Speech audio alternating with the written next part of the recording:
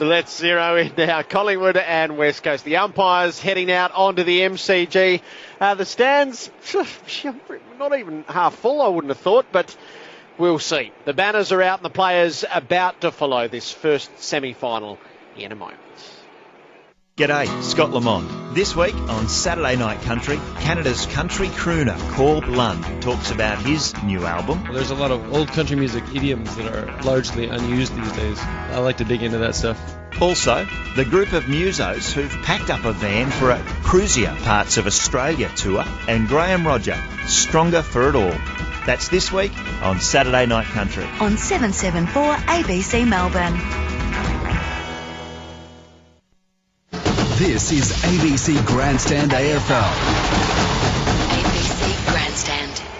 The Eagles are first out onto the MCG. Winners last week. They come to challenge themselves against Collingwood. Only one progresses to next Friday night's preliminary final in Sydney against the Swans. It's Collingwood and West Coast at the MCG on Grandstand AFL. The teams are as selected.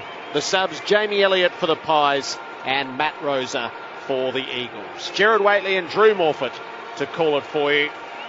Our experts tonight, Chris Grant and Mark McClure. Sellers, lead us off.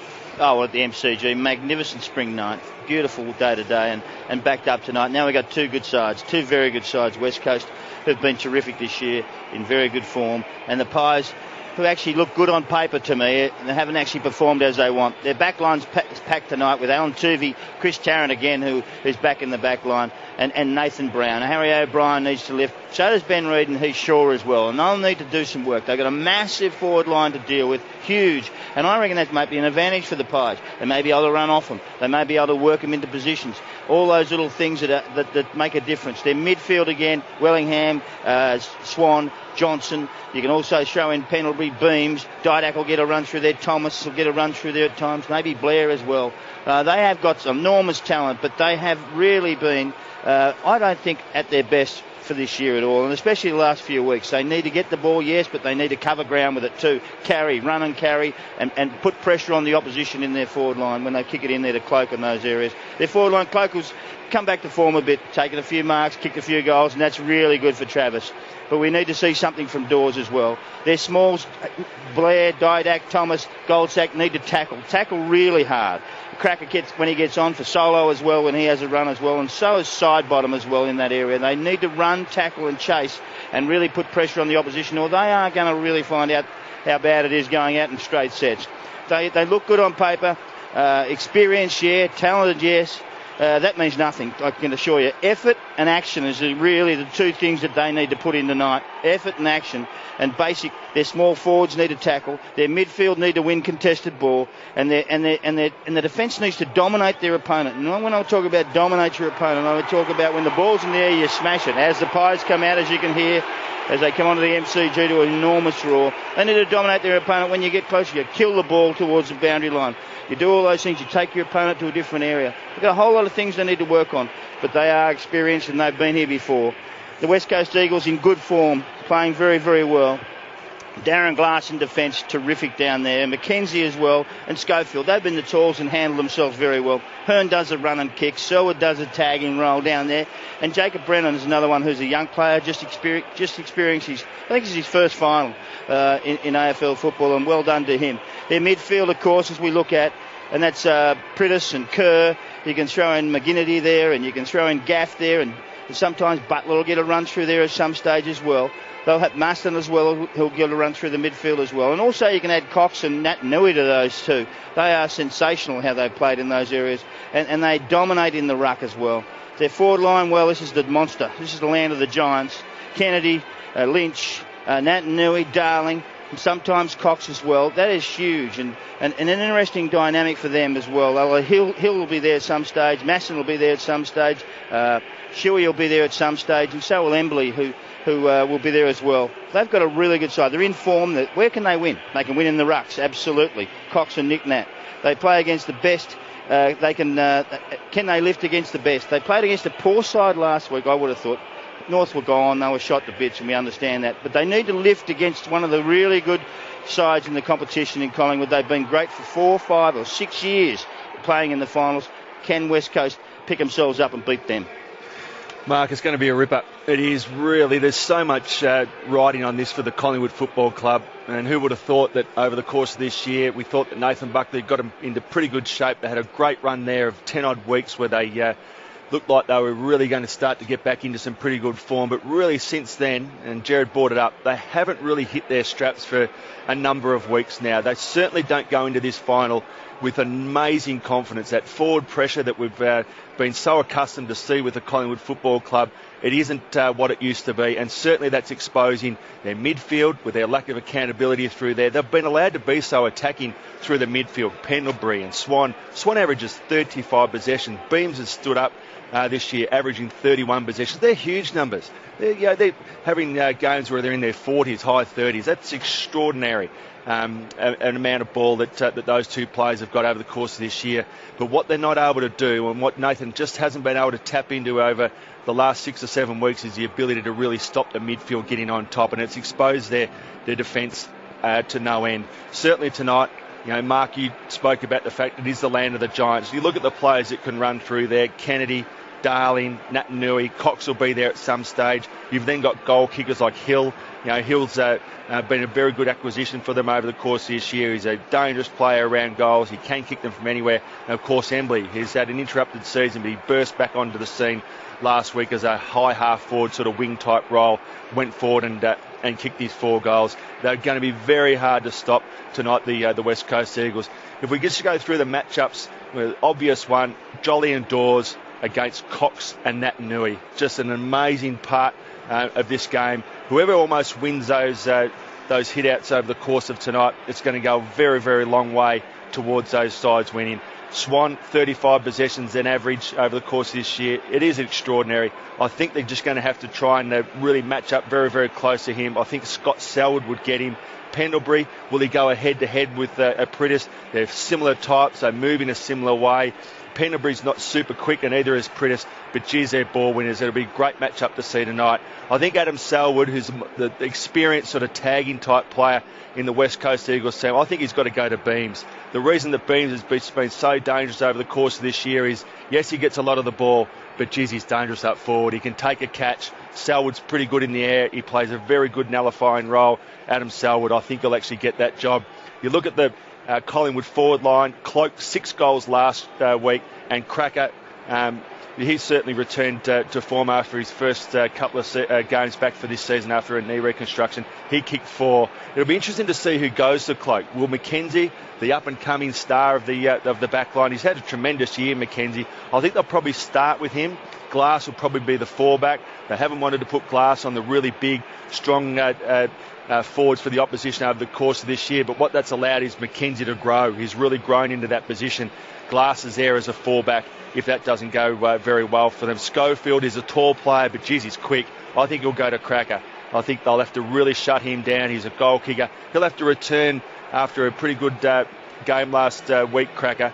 And what he's going to have to do today is back that up. It's sometimes hard when you've been out for a long, long time to back up with another good performance when you've had a very, very poor interrupted season with that knee injury. I'd like to see Thomas go forward tonight. I'd like to see him go forward for that forward frontal pressure. Players like Blair and Thomas, they're very, very good at it. Thomas hasn't been in good form. Goldsack will probably play almost a tagging role as a half forward. I think he'll probably go to Hearn, but I think Thomas in the forward line just could be that X factor for them. And Nathan Buckley might be able to say to him, look, I know you haven't got a lot of the footy this year. I know you've been down on form, but what we need is just that unbelievable pressure that you've been able to put on over the course of the last couple of years. It just might be the thing that sparks Dale Thomas into action. You look at the West Coast Eagles forward line, well, it is tall. It's Kennedy, Darling and Natanui and / I guess, Cox. They're the ones that they're going to have to watch. It'll be interesting to see how that plays out, Mark, because you're probably right. The conditions lend itself to talls, but guess what? If they don't mark it, once it hits a deck, you need to be fleet of foot. And I guess in a lot of ways, if they don't have a good night in the air, it might play into the Collingwood hands.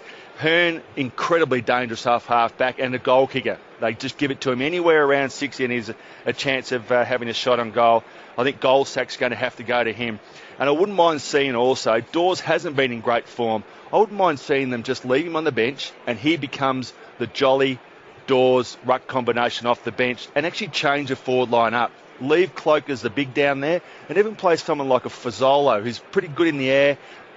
Merely mix it up and actually catch the West Coast Eagles defence out. Yeah, what you're talking about there is that means that Jolly almost goes to that forward line, and he drags a player, he drags the ruckman with him because they need another tall there for marking area. Absolutely, and I think in a lot of ways, the West Coast Eagles defensive players and their defensive coach, they'll be expecting Dawes and Cloak to be there. They'll expect them to start. All of a sudden, you actually get a smaller type player across half forward who's got real running ability. The thing about Fazolo is that not only is he a pretty good ground level player, he's very good in the air. He just might catch him out. It'll be interesting to see which way Collingwood go. The formalities about to be observed, and there'll be a particular poignancy here with a minute's silence for John McCarthy, the AFL player who died in Las Vegas during the week. A current player with Port Adelaide he was, but he'd spent 4 years at Collingwood, and his first footy club, Sorrento, they played in the grand final in their league today and had a 2-point victory. So the two teams come to the members' wing, West Coast and Collingwood, with the AFL Master of Ceremonies, Craig Willis. Port Adelaide player and former Collingwood player John McCarthy died in Las Vegas while travelling with his teammates. Our thoughts are with his family and partner at this most difficult of times. We ask you now to join with the coaches, players and umpires as we pause to remember him.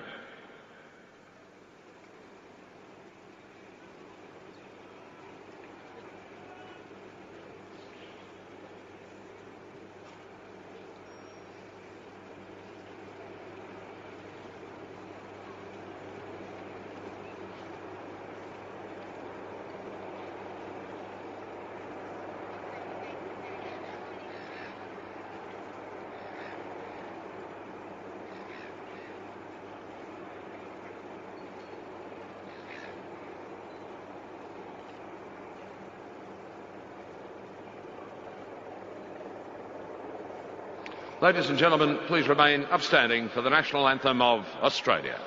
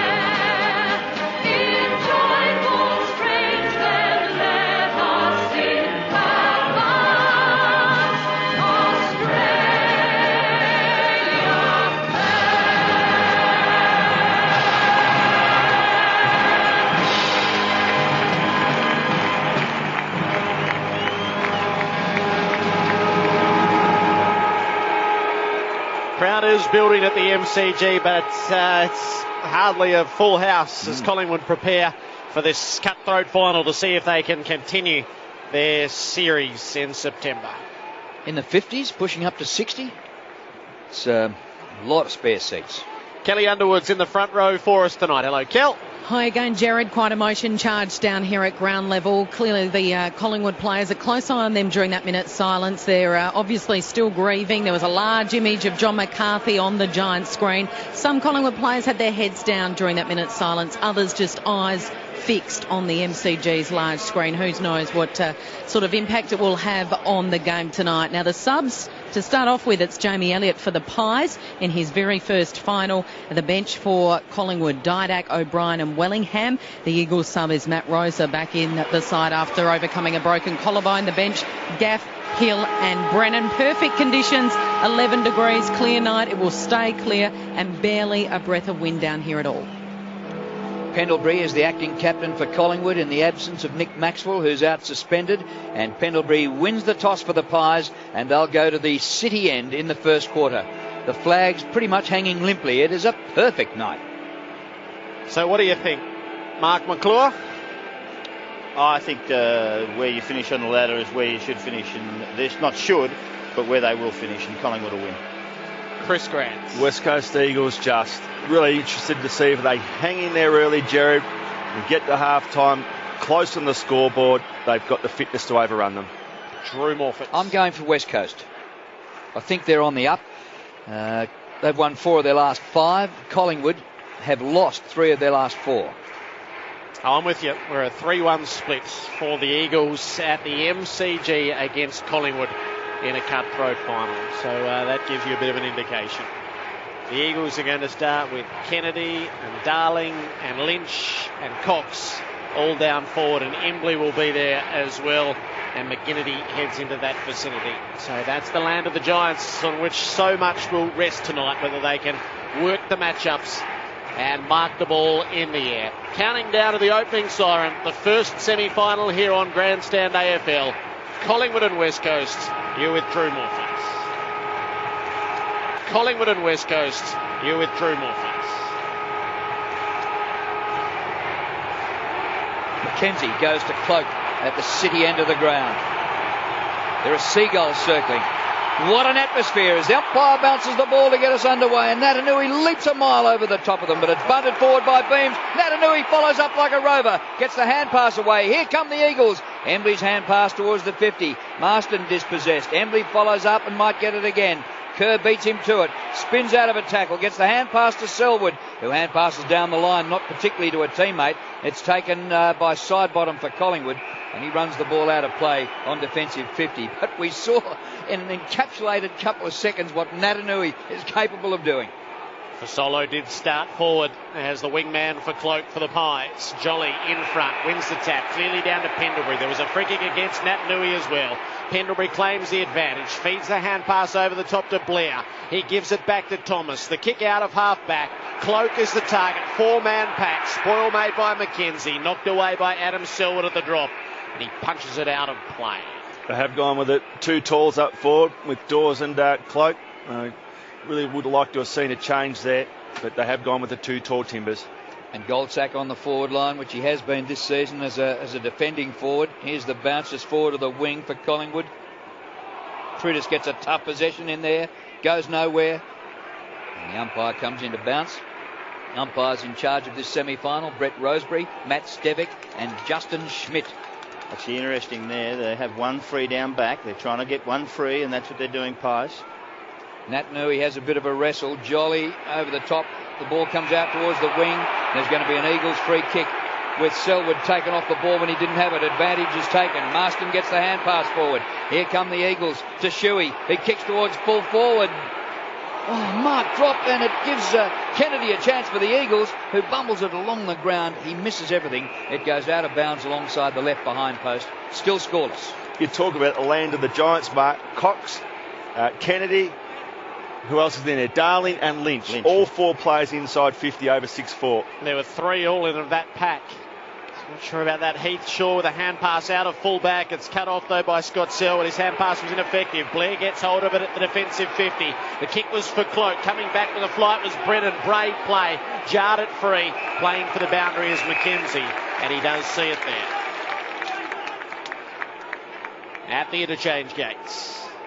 Hoyt back into play. The ruckmen haven't quite made it. Natanui arrives late and he's able to take it cleanly. Hand pass off the gap. Kick inside the 50. It'll bounce in front of Cox. He takes possession, but his hand pass is poor. It was a throw, and it's a Collingwood free kick 40 out from the defensive goal. And it'll be taken by Brown. He goes by hand backwards. Sidebottom kicks the ball across the ground, misses the target. It pitches and is there for Tarrant, who clears from the back pocket to Thomas on the lead, and he takes the mark out in front of Marston. Thomas needs to lift on recent form. Here he is at left half-back for the Pies. We haven't had a score as yet. 3 minutes played. Thomas runs around the man on the mark, has a bounce, gets the kick over centre wing. Cloak leads, and the ball evades him and goes out of bounds. McKenzie on Cloak and Glass going with Dawes. Surprise to anyone? No, McKenzie's taken the best forward for all of this season. He's elevated himself into that role and does a great job too. Natanui in front at the boundary throw in, but there were any number of players underneath and the ball had little chance of coming out. despite the best efforts of the umpire, who just allowed it to go on and on and on, and finally the ball does come out Collingwood's way, and Didak got rid of his opponent. Gap poked it inside the 50. Dawes overran it. Coming through the other way is Schofield. He paddles it up to Prittis, who's in the tackle of side bottom. Dispossessed him for Solo. Grabbed the crumb, swings it at goal. It stays right. The opening score is a Collingwood behind off the boot of Alex Fasolo. West Australian in amongst a lot of West Australians. A kick in to be taken by Schofield. A Victorian in amongst a lot of West Australians. Schofield goes short towards the back pocket, and finding plenty of space is Shuey, who marks. Oh, this is beautiful. He kicks the gap in between half-back flank and wing. Great Southern stand side, who is in acres of space. But he decides to go back and allow the man on the mark to stand that mark. He kicks down the line to a diving Lynch, who marks just inside the boundary line. Centre wing. Collingwood are behind. Eagles yet to score. Lynch, who beat the rap on appeal at the tribunal during the week, kicks towards the 50. And how did Kerr get so free? Because there was interference in front, and he marked about 5 metres in the clear, but the interference was in the pack ahead of him, and the free kick is going to Collingwood. Reid. He's at the defensive 50. Reid has to kick to a pack around the southern wing. Dawes is in it. Put one hand up to it. Couldn't take it. Butler at the drop for the Eagles. He'll bounce it to half forward where it's cut off by Jolly. He used Thomas. Brings it inboard to Blair. The Magpies link up round the southern wing. On to Pendlebury. Constructive stuff to Didak. Now up to Fasolo. Needs one more. It didn't come. And Glass ran him down. He wins holding the ball. Defensive side of the middle. He thought about going quickly and thinks better of it. Oh, 50-metre penalty. Fasolo, I think, guys, came into that 5-metre zone. But he was following his player around the back, which I don't quite understand. You're allowed to follow your player around the back. If he runs inside 5 metres, so are you. Well, here's Darren Glass, who hasn't scored even a behind this year. So he gives it off to Selwood, who goes for goal and kicks it left with a hook and gets a behind Scott Selwood. So the score's level at a behind apiece. He's got a nasty shiner. Scott Selwood out of last week. The kick in's for O'Brien. It's good at the defensive 50. He uses it 30 metres further afield to Johnson. And the long lead up at him was Fasolo. The kick is longer than that, though, and Cloak was the target. It sat in the air, and Hearn was able to make easy work of the interception. He spreads inboard. It's a good-looking kick.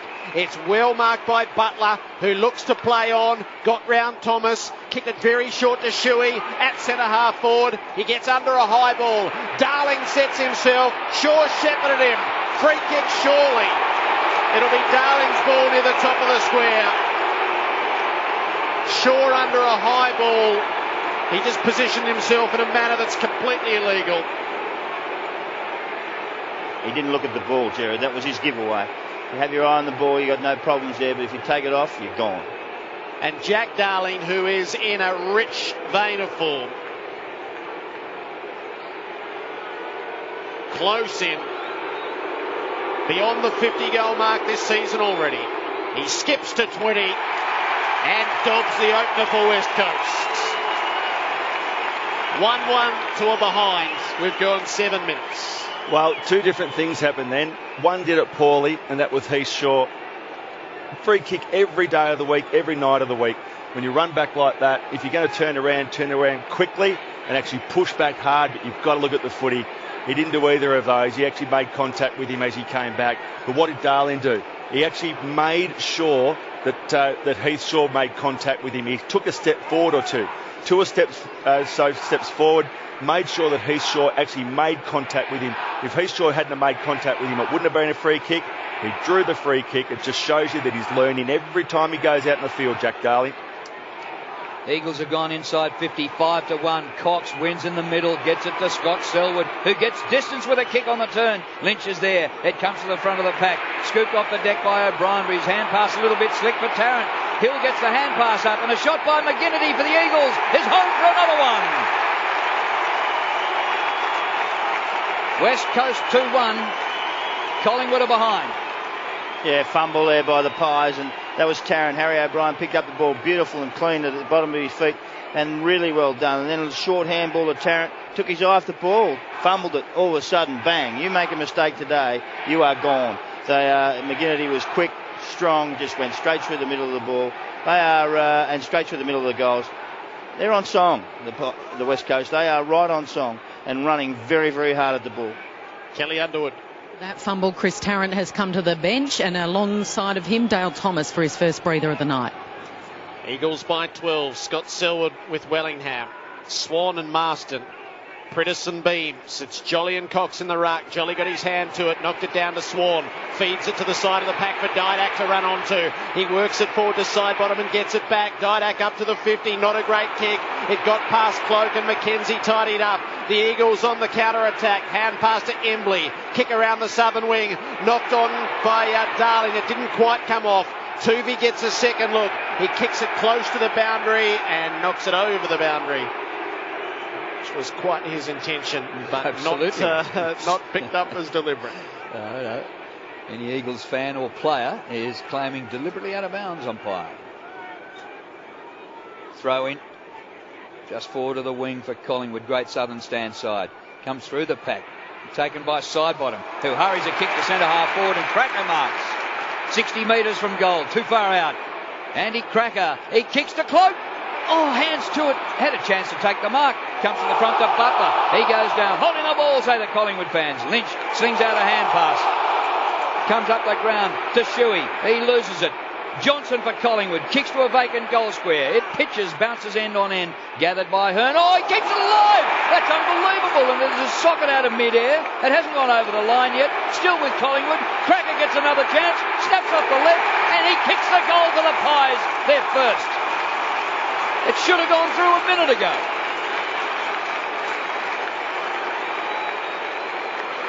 Well, it should have gone through not once, not twice, but 3 times. It was a calamity. And Hearn was the first one. Hearn had the pressure from behind him. All he had to do was actually take that pressure and run through the points, and it would have been a kick in. Not only did he actually keep it in, so did the next one. And then the ball goes over the line. There's going to be conjecture with this one. It won't want to be a close finish because it was over the line for sure. Definitely. The replay on the big scoreboard shows that ball got over the behind line before it came back into the field of play. Oh, that's a shocker. And they're going to review this. Well, that's I wonder okay, if they're Joe, allowed to. Yeah, well, maybe. So this has come from upstairs with no intervention by the field umpires. And it's been determined that this is a score we can't live with. All of the ball over all of the line is the question here. Now, the ball is obscured by the post. You would make the assumption that all of the ball is over all of the line. But as a certainty... Certainty over the line. Yeah, there is an angle that says it's certain. Now, that goal umpire will be doing country footy next week. It all happened so quickly, Drew. I mean, that's why they want the television in, and they should have used it. So the NRL had its poor moments last night with video technology. We'll just see what we come up with here, because nothing's a given at the moment. We saw Anzac Day decided by a video review. Collingwood and Essendon. And one day a grand final might be decided. And here, early in a semi-final, we're getting the decision, which is all clear of goal, is it? No point. All clear of behind. We take a goal off Cracker, I think. Yes, score cancelled. It is a behind. I'm sorry, Andy Cracker. We'll take that off you. One flag only. Hearn. He plays on. No indecision this time, and he blasts it as far as he can around the southern wing. It's not a great kick. Sidebottom cuts it off. Shaw is run down by McGinnity. Ball spills clear. Butler is onto it. Doesn't have much space, but he did work it off through Nat Nui. Now to Marston. Goes back through the traffic to Adam Selwood, and Butler gets it again. He dabs it around the wing. It's a good play. And Gaff marked, kick to half forward. Camped in front though, taking a strong mark as Reid for Collingwood. They hold up at the defensive 50. So what a sensation early in the game in the opening 10 or 12 minutes. The kick to centre wing where a pack gathers. The rover is Natanui. Not a bad sort of a rover. Comes to Gaff, gets his hand pass back to Schofield, who kicks towards the 50. Reed again. Oh, ball punched away from him, or he dropped the mark. It comes outside the 50. Swan has it. It's the hand pass to Brown of Collingwood. Oh, you're too slow, Tarrant. He's had a shocking start to the game. He gets the hand pass away, taken by Darling running back the wrong way. His hand pass to Selwood, who kicks the full forward. Kennedy, no mark. In front, Thomas, who just throws it on the boot and kicks it across and slightly backwards. And the mark's taken by Beams inside defensive 50. Hand pass to Johnson. Poor kick to half back. Cloak had to take the bouncing ball. Hand pass to Pendlebury, who's hot. Butler got him. Should be holding the ball. The Eagles will win it away regardless. Running up to half forward. Gaff into the pocket for Hill. He takes the mark. Pitted against Harry O'Brien. Gee, it was a good kick, Jared. It had to be absolutely centimetre perfect to get that over the top of Harry O'Brien. It was a ripping kick, and Harry O'Brien could do nothing about that. It is a tight angle for Josh Hill. 2 steps inside the boundary, right forward pocket, 25 out. He stabs at goal and splits the middle. And the Eagles have made the jump. 3-1 to 2 behinds after quarter of an hour. Well, Chris Tarrant again made a very bad fumble again. He's actually decision making's been poor tonight, and sometimes when you retire, you're retired. Maybe this is the case, and Chris has made a really poor start there. Great kick to Hill over the top, takes the mark, had him covered all the way there, Harry, and then all of a sudden pokes it through. Very, very clever kick, clever player Hill, very, very clever player, and been very good at West Coast. Getting more replays of that ball going over the behind line, which disallowed the goal for Cracker. Oh, dead set. Anyway, the rule brought in just before the season started, and if we get correct decisions, it's going to be good. Cox wins in the middle, comes down to Prittis on the left boot. A high ball short of half forward, a tangle of arms and legs before the ball arrives.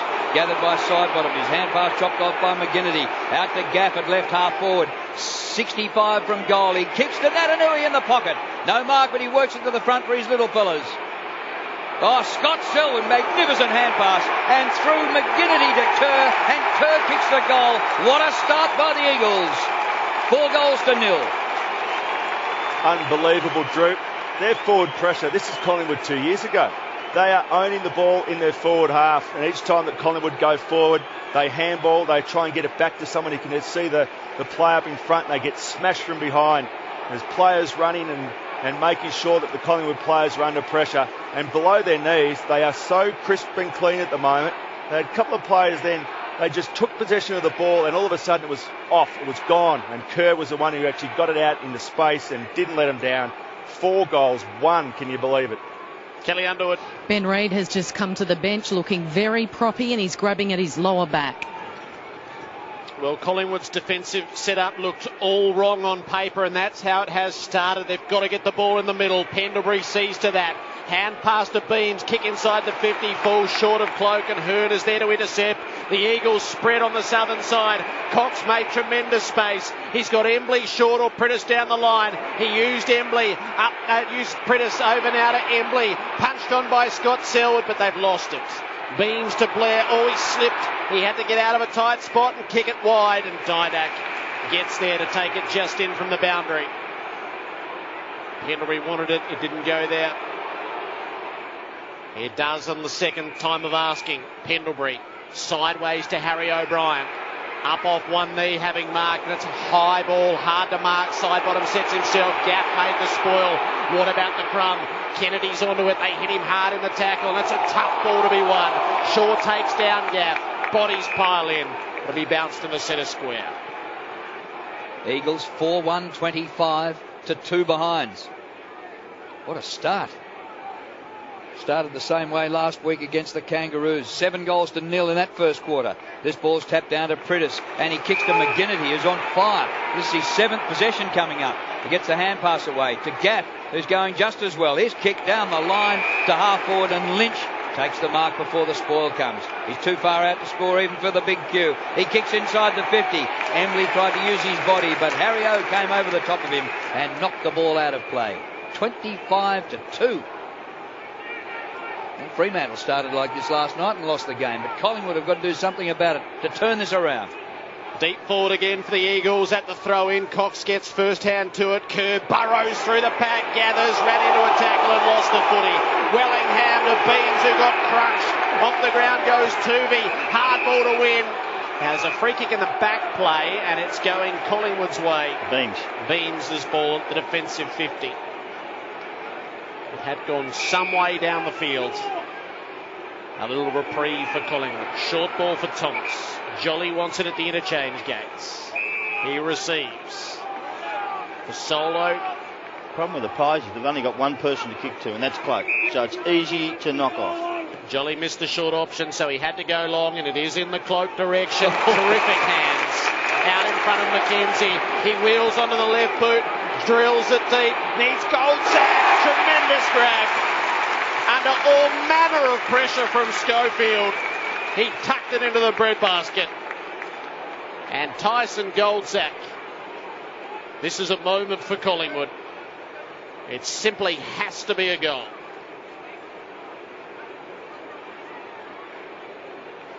Full levels of concentration applied. Slight angle to the right. The assignment is 40 metres. Tyson Goldsack to apply the steadying touch. The right foot drop punt is no good. It barely scores. Sneaks in for a behind. The Magpies have 3 of those. The Eagles 4-1. Kelly Underwood. Ben Reid's had some heat applied to his lower back. Did a couple of run-throughs. He's back out there, but he's not 100%. Hearn kicks a mile without even trying. A beautiful kick to Cox. That has gone 60 metres. Glorious kick. Dean Cox, half-back flank. Just steers the pass, and it is absolutely perfect. Ball centred here by Butler, and he's turned it over. Goldsack has it. Off to Pendlebury. Off to Jolly, who kicks towards Cracker in the forward pocket. He runs onto the ball, but it gets away from him. And that's over the line as well, Andy Cracker. This time it'll be a boundary throw-in. He had a goal earlier on, had it taken off him by video replay. It's 25-3, the Eagles. It's been on the wrong side of the track so far tonight. Jolly put it underfoot. Swan trying to burst through. Hand pass to the goal square. Dawes comes out, missed his target. Marston gave it straight up though. The Pies working around. Johnson to Jolly to Harry-O, and O'Brien delivers the goal. He slaps at the black armband that the Collingwood players are wearing in memory of John McCarthy. It's the first goal for them after 21 minutes. 1-3 to 4-1.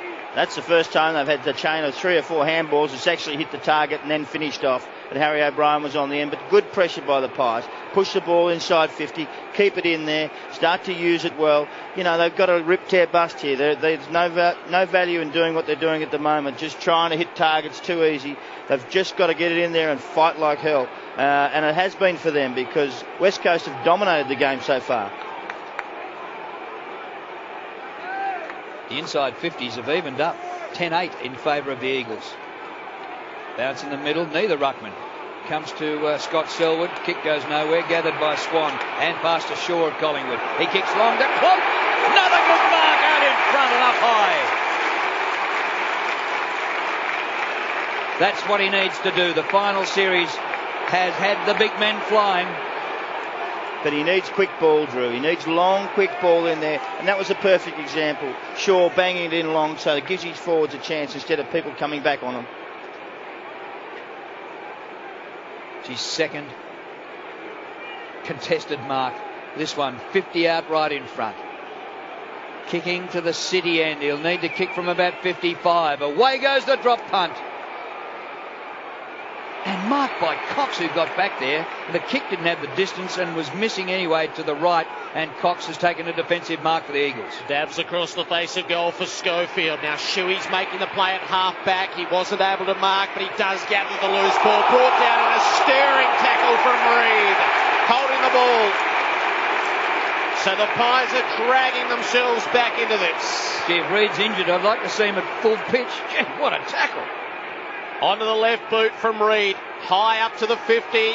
Muddling sort of pack. Spoils are made. It's all on the crumb. Blair gets hold of it. 50 away. He's going to give some ground with a ball for Brown. Hand passed over the top to Johnson. Finding the way through at least to get it to the left boot. Now to the top of the square. It'll land for Pendlebury. Fell about 5 metres short of where the big men had set themselves. And Pendlebury drifted across the front of the pack to mark. They kick a goal here, Jared. Every player for Collingwood should run across to Ben Reid. They were on the fly, the West Coast Eagles. Stopped shooing in his tracks. What a tackle. Pendlebury's close in. It should all come to a goal. And it does. They peg it back now. 2-3 Collingwood, 4-1 West Coast. We've gone 24 minutes. That'll settle their nerves a little bit. It'll settle the nerves of the players and the Collingwood supporters listening and watching. They were all at sea in that first 10 minutes or so. But they're steadying now. They're starting to find their groove. They're certainly getting inside 50. Tackle counts up. Certainly in the Collingwood players' favour at the moment. So they're hunting after the footy now, hunting after the man. It's an arm wrestle, but the confidence will come from that. Reid's laid 3 tackles already, and one of the tackles of the season. 25-15. Eagles got the first 4 goals. The Pies have got the last 2. Bounce in the centre. Nat Nui camped underneath it and wins the hit, but it comes to Swan, who kicks it across the ground and slightly backwards. It sits up, side bottom, shares the ball with Beams and back to Shaw. Here's kick off, beautiful on the chest of Dawes, who marks. Hand pass to Fasolo, who kicks in. Goal shot, right in front, takes the mark. 35 metres from goal. That is brilliant football by anybody's standards for the Pies. They're not standing still now. They're starting to run. They're getting to the right positions, pushing the ball out, using each other, starting to get some confidence in each other, and their ball use has improved 100%. Goldsack, who has been a defender all his career until this year under Nathan Buckley. But can he kick a forwards shot for goal? Right in front. 40 out. Oh, he's hit the post. So he's had 2 gilt-edged opportunities and has kicked behinds both times. Andy Cracker had a goal taken off him on the video replay. Otherwise, Collingwood would be in front. Kelly Underwood. Heath Shaw's in some bother down here, Jared. The last contest, his hand hit the ground. He grabbed at his right wrist, straight off the ground, getting some treatment now. Eagles by 9. Kick in is for Prittis. Had to take it on the bounce. Gets away from Swan. Measures off the pass for Gaff, who's been in everything. Floats the hand pass to Kerr. Kicks around the southern wing. Skidding ball. Beautifully gathered by the Pies in defence. And Tuvey it was who measured on off short. Dawes with a long kick inside the 50. No mark. Paddled out by Swan to keep it alive. Got to be gathered. Adam Selwood took some really high contact. Pretty crude stuff from Blair. Eagles free kick in defence. Selwood comes out wide to Butler. Deep inside defensive 50. We've got a game of football now. It was looking like a thrashing in the first 15 minutes. Kick outside the 50. A pack gathers. Selwood drops a mark. O'Brien gets the crumbs. He loses it in a tackle. They throw themselves in fiercely for the ball, and a stoppage is forced about 65 metres out from Collingwood's goal. And little Blair, Jared Blair, was the first in there. Here's the bounce with a lot of players around it. Jolly wins the hit away from goal.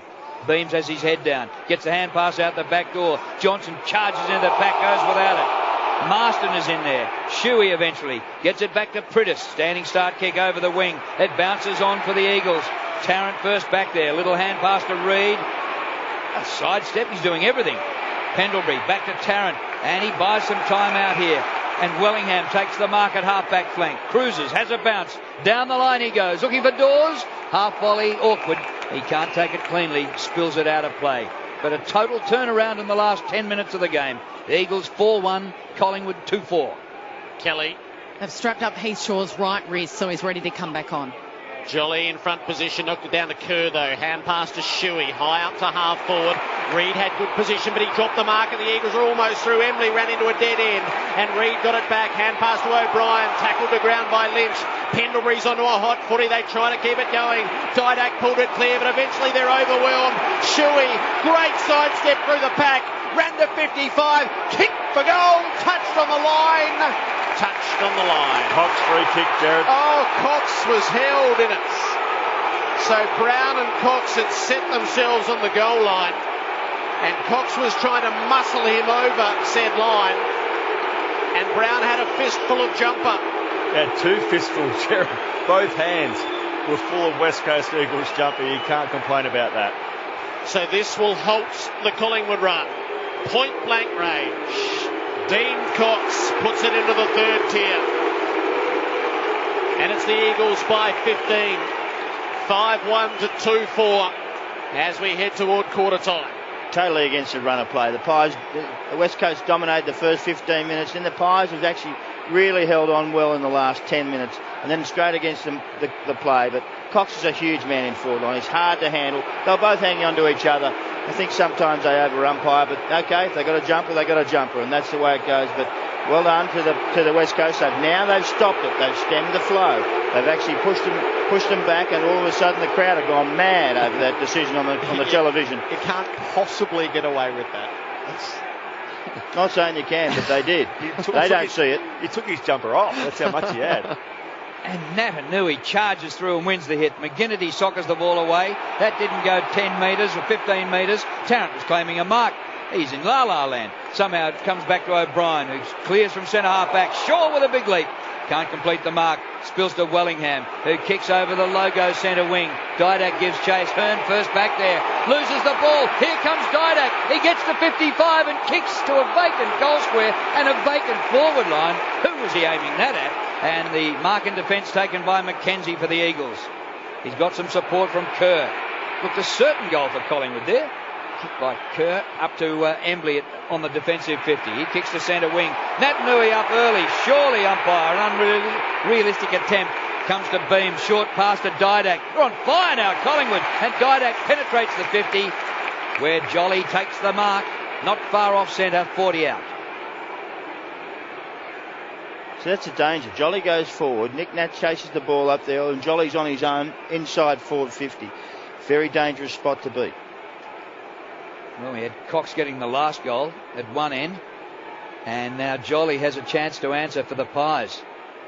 Collingwood lead disposals 95-80 after they were blitzed early, and the contested possessions are 43-32 for Collingwood.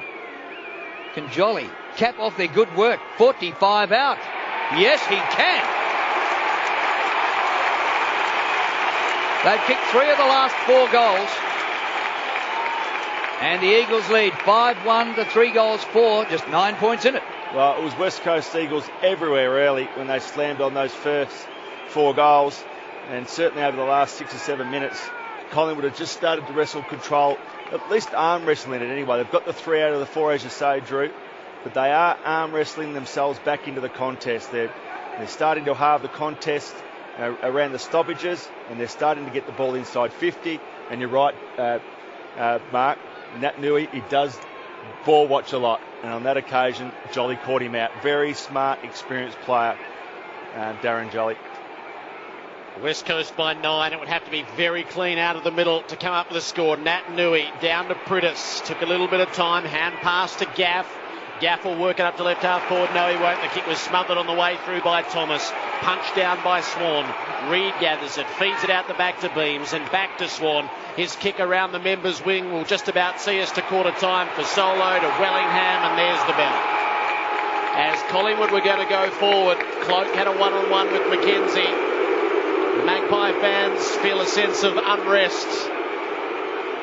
Video review which knocked out a goal. A couple of free kicks at the other end which have resulted in goals.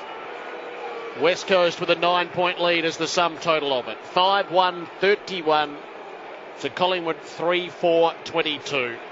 The goal kickers are singles everywhere. Kerr, Cox, Darling, Hill and McGinnity for the leaders, and O'Brien, Pendlebury and Jolly for the Pies. Quarter time on Grandstand AFL here on ABC Local Radio, News Radio and Grandstand Digital. Kelly. Heath Shaw got that right wrist still strapped. Treatment at quarter time. He's going to start this quarter on the bench. And Daniel Kerr's got a big gash on the top of his left hand. Continues to bleed, continues to get treatment, but he's starting. Eagles by 9 points. Jolly wins the first tap down to Beams. Crunched to ground by Pritis. Beams on the follow-up. Got a hand pass out to Blair. Up inside the 50. High ball. Schofield goes the punch. Dawes tried to paddle it on at ground level. Took possession. Somehow got it to his boot while lying on the ground. Kicked it only as far as Hearn, though, and he dabs it out to Embley. In the left back pocket. Shuey makes some space to the side of him.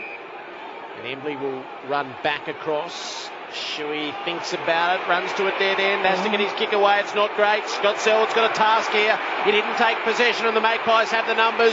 Cloak, Shepherds, Didak gathers. Terrible kick to the side. Was never going to be 15. Beams takes it, swings it to the goal square. Bit of a muddle there. Shuey went over the top. Swan's got hold of it, opens the angle, darts back onto the left, kicks across the face of goal. And it harmlessly rolls all the way out of bounds. Now we're starting to see Collingwood put some pressure on. Some numbers down there, pushing, shoving, tackling, harassment. Collingwood going to the punt road end in the second quarter. Nat Nui works to the front and double palms the ball down. Shuey dives at it. Selwood gets a touch, goes backwards. They need it out here, the Eagles, and Embley walks it out. And we get a throw in, still in the forward pocket for Collingwood. 9 points the margin. The Eagles 5-1, Collingwood 3 goals 4. Collingwood pressing hard at the start of the second quarter. Jolly wins the hit, but the ball comes down to the front and cleared by Shuey for the Eagles.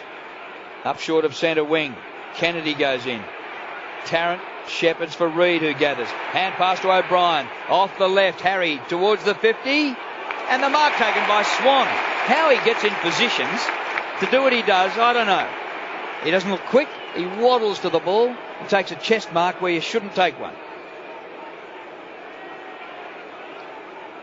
The Brownlow medalist and Adam Selwood, who has the task, shaking his head and standing the mark.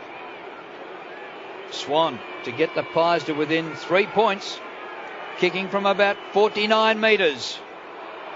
Hooked it. And Natanui on the behind line takes the mark. And plays on, so he was under a bit of pressure. He cleared the defensive 50 with his kick. Darling tried to knock it on, but really to no avail.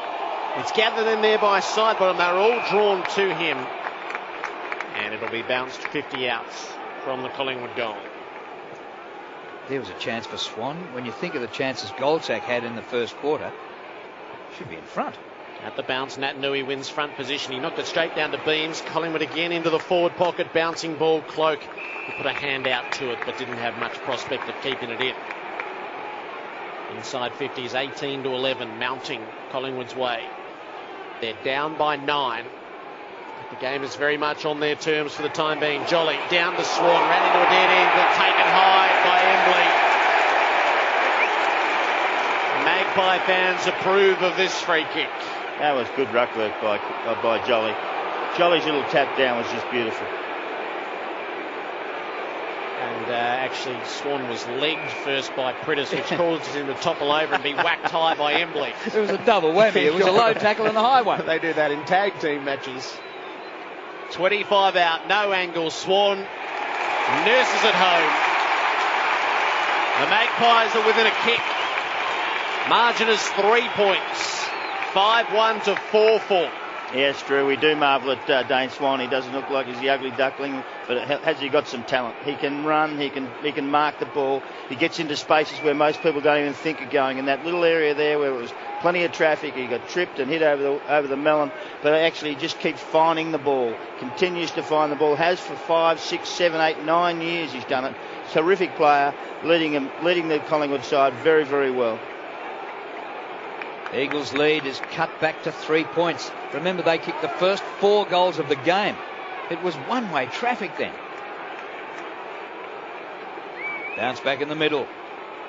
Right on the top of Jolly's head. He jumps right over the top of him and roves his own ball, but his kick is smothered by Beams. Ball comes up the ground. The hand pass comes out from Thomas, who needs to lift further. It comes to Kerr. He somehow gets boot the ball. It goes about 2 metres. It spills here to Shuey, who kicks the Eagles inside 50, but Shaw takes a defensive mark for Collingwood. Eagles 5-1, Collingwood 4-4, 3 points the margin. The short pass still hasn't cleared the 50, and diving forward to take the mark is Blair. Little Blair thought about coming out wide to the boundary line, kicks it in short to Beams. So they'll skirt round behind the pressing forwards. Oh, the kick out wide to Didak, who dropped an absolute pudding. But he recovers, gets the hand pass to Swan, who kicks towards half forward. Jolly has gone forward from rucking and is beaten at ground level. Butler to Marston, to Kerr, back to Kerr. Kick on the bounce, taken by Kennedy, who wheels around and kicks off the left down the line. Diving mark taken by Hill for the Eagles. 2 kicks out from goal. Shuey made some space to his side, but Hill's going to put it into the pocket. It's an aimless sort of kick. It bounces virtually on the boundary and slips over to be thrown in. So the stoppage as the Eagles just try to level things up in play at the moment. Cox wins it down to the front. Johnson took possession. Shuey wrapped him up straight away. And they wrestle to ground. Matt Nui came rushing as the third man up. Probably left a bruise on Cox as he was trying to get over the top. Cox clearly, he was looking for Nat Nui, punched away by Jolly in close confines. Pendlebury feeds it out the back. Brown gets a touch. He works it off to Johnson. Kick out of the back pocket. Cloak is up at half-back. McKenzie chopped the arms. Collingwood will claim the advantage and they're on the break. Goldsack, he used Didak. Now to Blair, bouncing through the middle. Once, twice, kicks over the top. Terrible effort. He cleared doors and put it straight down the throat of Glass. Shit, easy. Glass. Kick out to Marston. And Marston finds Hill 20 metres in the clear, in between half-back and wing. He directs traffic as he cruises up, has a bounce, kicks it half forward, well delivered, and the mark has been taken by Darling, 75 from goal. He centres the ball to Cox. Spoiled by Pendlebury. It comes down to the front to Kerr. He follows up, toes it inside the 50. Still going, Kerr. Comes back to Darling. He traps the ball on the 50. Kerr's after it again. Underground hand pass to Lynch. Not a clean possession though. Pendlebury has it. Slings out a hand pass to Didak, who's carried forward in the tackle by Hill. Free kick to Didak on defensive 50 for the Pies, who trail Collingwood 31-28, and we've played 7 minutes in the second quarter. Didak just has to go and get the footy. Tossed away from him by Swan. So they all had a chance to man up ahead. Shaw made a good break and Didak didn't use him. Shaw's a bit bemused by that. The kick goes down the line to a contest and Dawes just pushed Glass out. Thomas threatened to run away with it. He's lucky not to give up 50 because that was always an Eagles free kick. Glass gives it off to Gap. Gap peers inside the 50. Hill was his man. He had 4 Magpies at the point of a square around him. The kick had to be perfect and arrive in the nick of time, and it did both.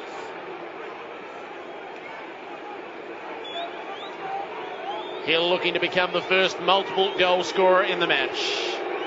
From 50, tight angle, sets it on a path to goal. Nat Nui leaps on the goal line. It's off his hands and through for a behind.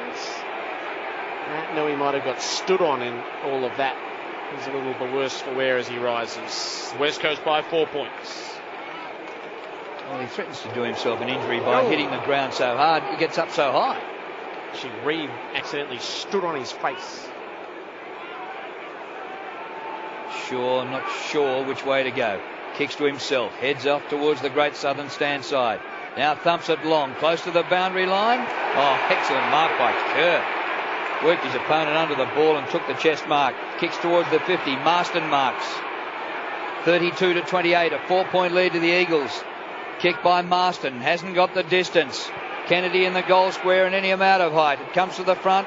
O'Brien does well for Collingwood. Bunts it back into the pack. And now it's blocked up. And the umpire will bounce right in the teeth of goals. Eagles 5-2. Collingwood 4-4. Eagles the first 4 goals. But Collingwood 4 of the next 5.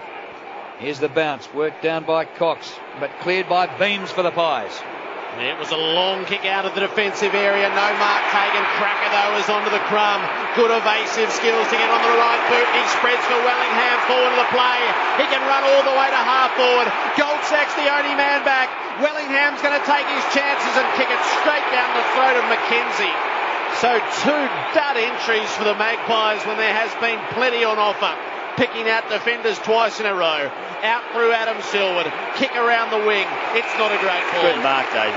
Thomas came back in front of the pack. Short. Cracker waited. He who hesitates is lost. Cox made the spoil and comes up with the footy. Works it out the back now. Shuey, Marston, Natanui, Shuey again. He's on the broadcast wing. Short pass for Kennedy. Has a look at an open forward setup. He wants the leader coming at him in Darling. And he does come to mark. He'll have to kick it every bit of 53 metres. But from the moment he got hold of it, he had no doubt that he was up for that. Oh, he can kick this. It's much better play by the Eagles too. They've been bombing it inside 50 for the long kick.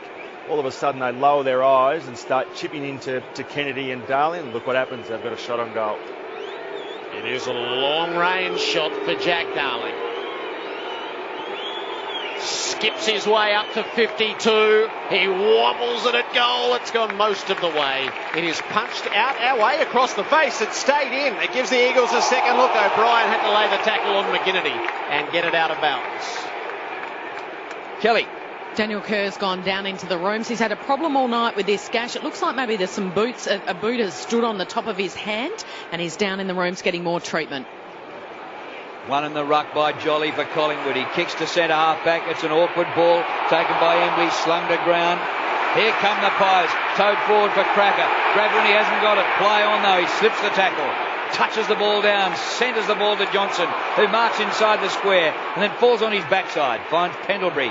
Back to Jolly, and the kick out wide is ill-directed and gives the Eagles a chance. It's taken by Hill, who sweeps a hand pass up looking for Lynch, but it is chopped off back there by Tarrant. He kept the ball alive, looked as though it was out. He kicks down the line looking for Dawes, who does take the ball out, but it's 50 metres up the ground. Half forward for the Pies. Eagles lead 32-28. We've had just one goal in this quarter, that to Collingwood, and we've been playing 12 minutes. Tackle laid by Sidebottom. Yes! Oh, it's in the back, says the umpire. You might get home safely, Mr. Schmidt. It took a long time to come up with the in the back. Marston to Priddis, kick beyond halfway. Spoil was made on Kennedy, but he gets it anyway. Hand pass to Priddis, they all come at him. The Magpies are swarming at the Eagles and come up with it. Shaw had a kick which was touched. It lands on the wing. It sits for Dawes, who put the forearm through Shuey and got away with it.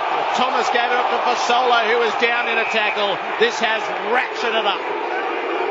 It'll be bounced on the members' wing. Fasolo tags out. There's not a crush of players around it. About 6 pairs at the bounce. Cox knocks it defensive side of the pack. Embley slides into it. Has to release it. Pendlebury gets hold of it. Down as he kicked it. And it falls in short. Gaff up beyond halfway for West Coast. Lynch playing from behind. Knocked it down near McGinnity. Worked off it by Shaw. Tarrant is pushed in the back. Turnabout's fair play. Schmidt's paid both of them. They were 2 Schmidt decisions, Drew. You forgot the house.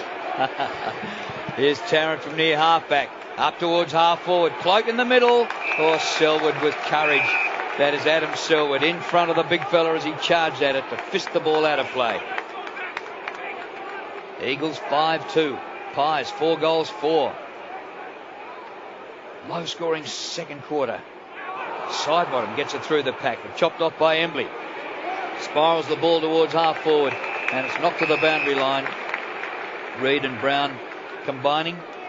It's interesting that Nathan Brown is playing for Collingwood. His twin brother Mitch Brown is an emergency for the Eagles. Otherwise we'd have twins on opposing sides here tonight. Boundary throw in, one by Cox down to Shuey. And this kick goes to Marston, back to Shuey, and Shuey's kick is smothered out of bounds. Well done by Sharrod Wellingham. Very interesting time of the game now, Drew. Very, very interesting time of the game. Which way is it going to go? Players throwing themselves at it a million miles an hour, but the scoreboard is stationary. Daisy Thomas got it at the back of the throw, and his kick is cut off by Brennan, who's taken off it by Fasolo, and Cracker pulls it clear, sets it inside the 50. Goldsack was a target. He's wrestling with Glass. Goldsack gets hold of it. Borks gets it to the right boot. Kicked it for Shaw, who slides but doesn't mark. Feeds it on to Didak, instinctively to the teeth of goal. Cloak sets himself. McKenzie got a fist in there. He gets it to the boundary. Desperate defence. It's a tussle. It's West Coast by 4 points. The Magpies pressing to the punt road goal at the throw-in. Cox wins it down. Scott Selwood taken at the moment he got hold of it. And there it stays to be bounced. Kelly. Kerr is back from the rooms. He's out on the ground, Jared. His left hand is quite swollen, but he's refused to have it strapped, so he's going to play through this painful left hand injury. Cox wins the head out. Shark by Pendlebury, who swings towards goal. Hasn't made the distance from 30. Up and down the mine shaft. It didn't go any distance. The mark was taken by Beams, but the mark not paid. Play on, says the umpire. Cracker taken to ground. How does he see that? Ooh, no decision made. He's coming in to bounce. Well, it was one of those kicks. It went about 30 metres, but it went 15 up and 15 down. I don't think it went 15 across. Actually, a replay from the camera on the moon indicated it might have gone forward. Out of the pack, taken by Prittis.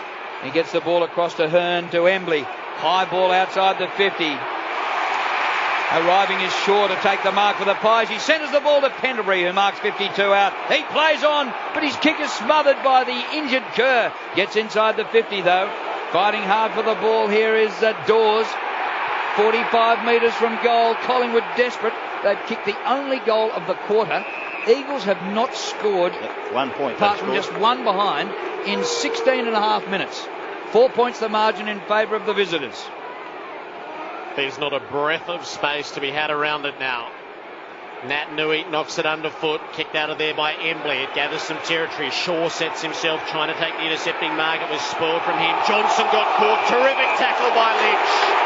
And that will get the Eagles out of defence. Lynch has just got to work out how to use it. Long. With his best kick in the Cox direction. Brown came up to make the spoil. Collingwood with numbers at the drop. Side bottom hooks it around to the wing. Marston went the punch. It might come off. McGinnity's tracking it. Oh, he didn't really go at it at the end. Left it there for Dawes. Kerr went at it all right. He knocked it down to Prittis, who was held the moment he got hold of it. The umpire into bounce. As the cauldron builds, both within and without the fence. Well, this is like nearly all of our finals. Absolute red-hot go between two teams having a crack. Kerr ducked his head and charged through the pack. Loses control of the ball. And it's taken here by side bottom for Collingwood. But a high kick is marked in defence for the Eagles by Brennan. Schofield. Schofield down the line. And the mark has been taken by Marston. In between wing and half forward. Eagles going to the city end. The kick by Marston. All Collingwood. And the mark taken by Tarrant, who started in horrible fashion, but he's come good since then. 4 points the lead to the Eagles. Tarrant short out of the back pocket for Tuvey. This has to take a physical toll on the players who aren't quite covering the ground the way they have been for the past few minutes. Tuvey down the line. There are pairs of players everywhere. Schofield up over the top of Jolly to make the spoil. And everyone's happy for it to go out of bounds. Some people may hate this, but this is pure, real good tussle stuff. This is what finals are built on. And who's going to bust first? Who's the one who's going to fall over? West Coast by 4 points. Jolly put it under the pack. Kerr got hold of it, dropped it to his boot, but he couldn't kick it any further than Reed. He looks on the spread. He watched a few options dry up. He's gone across the 50. It's okay. Brown takes the mark just before the cavalry arrives. O'Brien's trying to get loose. Tuvey has done so. He's at half back. Thomas is out on the broadcast side, and it will come to him via Reed. No, Reed goes further down the line. Shaw dropped the mark. Oh, he did get a fist in there to knock it to Thomas, who's under pressure. He works it out with Shaw, whose hand pass misses Thomas. And between the two of them, they muck it up. And it goes out of bounds. They've had the opportunities this quarter, the Pies, inside 50, and then between the arcs, they just can't be efficient. Reece Shaw's great at telling other teammates what to do. Who's going to tell him this time? Here come the Eagles from Embley's kick inside the 50. Knocked on by Hill. It gets to 30, gets to 20. O'Brien has it for Collingwood. Dispossessed in a good tackle, and the ball goes to the boundary line. Well played by Hill. Josh Hill after it hard and making sure that ball stays on the forward line. Eagles still looking for their first goal of this quarter, and we're nearly 20 minutes in. Throw in, forward pocket. Nat Nui comes from behind. Kennedy bursts through. Hand pass to Kerr. Outside of the boot. He kicks for goal. It bounces, but only through for a point. They've scored just 2 behinds in this second quarter. The Eagles are 5 3, leading Collingwood 4-4. 20 minutes gone. Kick in marked by Tuvey in the back pocket, who wants to get play moving quickly to half back, and Blair is open. He has a look down the field. He's gone for Cloak, who sets himself against McKenzie. McKenzie does enough to square the contest. Holds it up at ground level. Fasolo's trying to get hold of it. He does. He runs to the 50. Hand pass to Didak onto the left boot. He sends it to full forward. Magpies need a marker. Eagles have the spoilers. Adam Selwood got onto it. Crackers worked off it by Hearn. Hearn lost it though. Sidebottom is running away from goal. He's given up 20 on the run and 30 on the kick. And Pendlebury has it at half forward. Sends it short back for Sidebottom. There's 2 good kicks out from goal. There's very little to work with forward. So he's going backward through Pendlebury and now into the middle of the ground for Shaw. He better be careful here. Yep. He's had his moments. He'll work it off short for Tuvey. Adjacent to the centre circles and now across them for Beams. The Magpies had one loose in Thomas. He didn't see him. The kick is more direct. Blair with the whole pack coming at him underfoot. Butler kicks it away in a hurry. A bouncing ball. Beams should get it back. He's turned away though. He's under really good pressure from Shuey. Has to kick it backwards to the wing. You've kicked a few backwards in the last 5 minutes. It comes to Tarrant. He kicks one forwards. Here comes Nick Nat. Big leap but no mark. McGinnity ducks his head into a tackle. Play on, says the umpire. Good contest. He's going to ball it up here on the 50, close to the boundary line. There is a massive pack around this. Nat Nui over the top. Palms it down to Kerr, who gets free. Hand pass away to Marston. Standing start kick towards centre wing. Cox out number 2-1. No mark, it comes to the front. Tarrant traps well, but then loses it to McGinnity. Fires out the hand pass to Cox. The big fella on the run. Inside the 50. Kennedy's there. Knocked forward to Hill. Hill with an open goal. And he hits the post. He hits the post from wide out and about 40 metres from goal. And Josh Hill has kicked 1 goal 2 tonight. And they have kicked 3 behinds only in this quarter, the Eagles, and lead 5-4 to 4-4. Shaw's kick in was strong and effective. Reed has it at the defensive 50. Not a lot of movement up ahead. Kick to Jolly and Nat Nui, who set themselves. Jolly paddles it to the side. Marston worked off it by Didak. Hand pass to Jolly. Collingwood forward the middle on that kick. The bounce for Solo comes at it, so does Cloak. For Solo took it cleanly, has to feed it backward. He gave it straight up to Butler. That was unusual. Now to Lynch and to Gaff. Kick around the wing. Kerr was dispossessed by Pendlebury, who won that contest, and then goes spinning past Lynch. Pendlebury was dynamic. How good was and that? He kicked for Swan, who dropped the mark in the pocket. Adam Selwood wrapped him up, took him high. Swan had his head down, charging at Adam Selwood. Pendlebury, gee whiz, he should go to the Australian Ballet Company for their new season. It was terrific, wasn't it? Dane Swan. He'll start outside the boundary. I'm not sure that was a free kick, but to try to ride his luck from 46 metres, he's put it out across the face. Nick Nat Nui leaps up and punches it through for the conceded score. It's the Eagles by 5 points. 90 seconds to play in the half. We might have had about 160 possessions in this quarter for 1 goal. Hearn kicks in for the Eagles. And running for him is Shuey. Plays on, over half back. Oh, Reed in the middle of the pack. He was up beautifully, but wasn't paid the mark. It comes to Lynch. Lynch kicks the Eagles inside 50. A front on challenge. No free kick against Collingwood. Tarrant gets the hand pass out. Shaw down the line. Wellingham at full stretch, couldn't take the mark. Taken off the deck by Hill. His hand pass astray. Johnson gathers for Collingwood. Hand pass into Dawes on centre wing. Standing start, kicks towards the 50. A punch away by Selwood. Into the path of Hearn, who sockers it out of mid-air. Gains about 50 metres. Half back to half forward. Taken here by Darling. Hand pass away. McGinnity on the 50. He goes for goal. There's nobody home. Yes, there is. And the mark taken by Hill, who sprinted to the goal square and has taken the mark and will kick the Eagles' first goal of the quarter. Been really good, Josh Hill. There goes the goal. 6-4 to 4-5. Well, was it a read, Mark?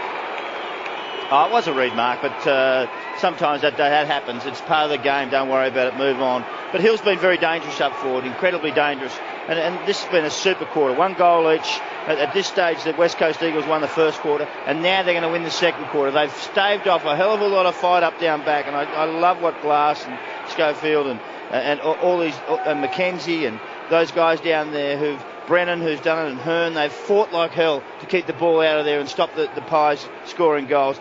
Well done to West Coast. They've been right in it, been tough, been hard. It's been terrific, and I loved every second of it. 22 seconds to create something from the bounce. It'll leave the circles and should have been called back. It was a Schmidt bounce. Prentice kicked it forward to the middle. Off the ground goes Marston, but he's been intercepted by Shaw. He plays the southern wing for Thomas. He's on the break. He's against the clock. His kick is too wide, and it slips away from Didak. And that should be the end of the scoring in the half. Nathan Buckley leaves the coach's box as the ball is thrown back into play. Swan at the back of the stoppage, knocked off it by Kerr, and that is half-time. Kerr's hurt here. Punishing stuff. Kerr is slow to rise. Is he grasping at his shoulder? He tries to lift himself off the turf. Good old solar plexus, I reckon, Jared. Okay. He's got a fair old wind in. So it was Wellingham coming in. They seemed to go hip to hip as they were heading in low at the ball. There was certainly nothing untoward about it, but it was a hard hit, by the way. Kerr bounced. Yep. And he's going to need assistance to leave the field. So the Eagles are gathering around Kerr, who can't quite peel himself up off the MCG. The Magpies trot away and from the grounds. The Oz kick officials are heading out, while the Eagles are still trying to lift their last man. He's up and walking, Daniel Kerr. Half-time in the first semi-final. 6-4-40 West Coast, 4-5-29 Collingwood. A punishing 26.5 minutes played in that second term. An 11-point lead. The goal kickers, 2 for Hill, 1 each to Kerr, Cox, Darling and McGinnity. For Collingwood, it's 1 each to O'Brien, Pendlebury, Jolly and Swan. It's all unfolding on Grandstand AFL. Kerr, 8 contested possessions in that half of football. Boy, does he throw himself in it hard. Chris Grant, Mark McClure. Yeah, well, it's an interesting game of footy. Came out of the blocks, West Coast, in the first quarter and just blew 4 goals onto the scoreboard straight away with really good skills, good movement of the ball, really positive way they started the game. Pies started fumbling and bumbling around the place, and then all of a sudden, about the 20-minute mark of the quarter, they started to take control of the game. The West Coast won the first quarter quite comfortably by 9 points, I think it was at that stage. And then all of a sudden the second quarter started. We didn't know what was going to happen. The ball went into the Pies forward line.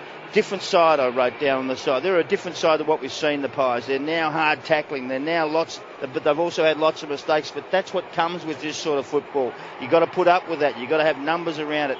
I put down there that Shaw really likes to play it in defence, and we watched that. I see, Harry O'Brien's done a very good job. Terrence worked himself back into the game, and Pendlebury, of course, has been a superstar through the midfield with Swan.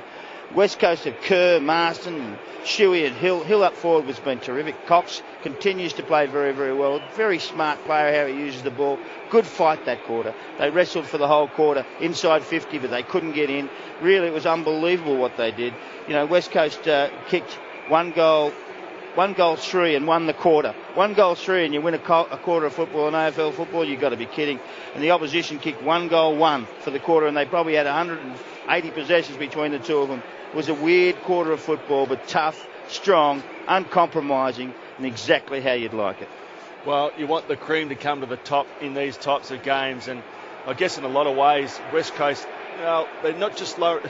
I guess their ability to go forward, they're relying too much on the tools like Kennedy and Lynch, Darling, and the 2 rucks are resting in the forward pocket, that being Cox and Nat Nui. But the midfield players who actually get the ball in their hands, they're falling for the old trick of just going long to them. They're trying to take the pressure off themselves, I guess, trying to actually put the Collingwood defence under pressure. But in a lot of ways, what that's doing is allowing the Collingwood defence to actually just play off their man and actually push back into those marking contests. So in a lot of ways, West Coast need to be able to fix up their forward entries. There was one occasion where they went to Kennedy really low, just outside 50, and then he looked up quickly and then got Darling just inside 50 for a shot on goal. But other than that, they've just been bombing it in, and it really hasn't been working for them. Unlike the first quarter where they got it in, and when there was a marking contest, they actually got fleet of foot around it and actually made those opportunities count. Collingwood, well, they've fluffed their chances. Inside 50, some horrendous kicks going inside 50. They've certainly worked themselves back into the contest, but their ability to turn the ball over at the moment is just really hurting them, and they only got the one goal as reward for all of the good work that they were doing. They were defending pretty well, Collingwood. They really were defending very well, but forward to centre, they weren't making the most of their opportunities. Pendlebury, while we talk about the cream rising to the top in September, well, Pendlebury's just been outstanding. He's had it 17 times, but just the way he uses it, always gives it to someone in a better position. Beam's working very hard. I think he had 9 possessions in the first half, and he's had 7 in the second. Didak has really risen to the challenge. We probably wrote him off, or I certainly did before the game even started. I just didn't think he'd have the fitness for September to play any real part in tonight's game, but he's had it 16 times. And for the Eagles, Maston's just been terrific. Kerr, outstanding. You said it, Drew. The ability to just will himself into those contested situations. 14 possessions and 8 contested. Look, it's a game. It's a close game. It's 11 points on the scoreboard, but it's a lot closer than that in the contest. Half-time at the MCG. West Coast 6-4-40, leading Collingwood 4-5-29. And West Coast seeing if they can get to a grand final from 5th. It's happened only once before.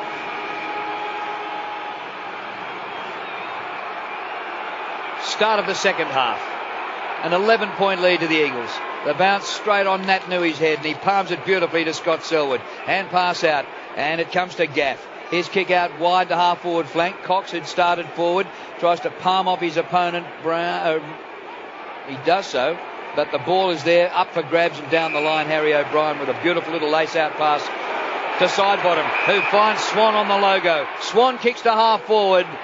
Well delivered, and the mark taken by Fasolo, who for a little bloke can mark overhead. And kick. He'll have to kick from about 55 metres.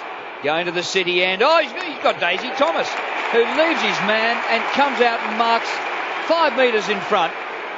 Was his man Natanui? Can't see anybody in the vicinity who's the same size. That's a funny old matchup. Hearn's his man, has been for some time.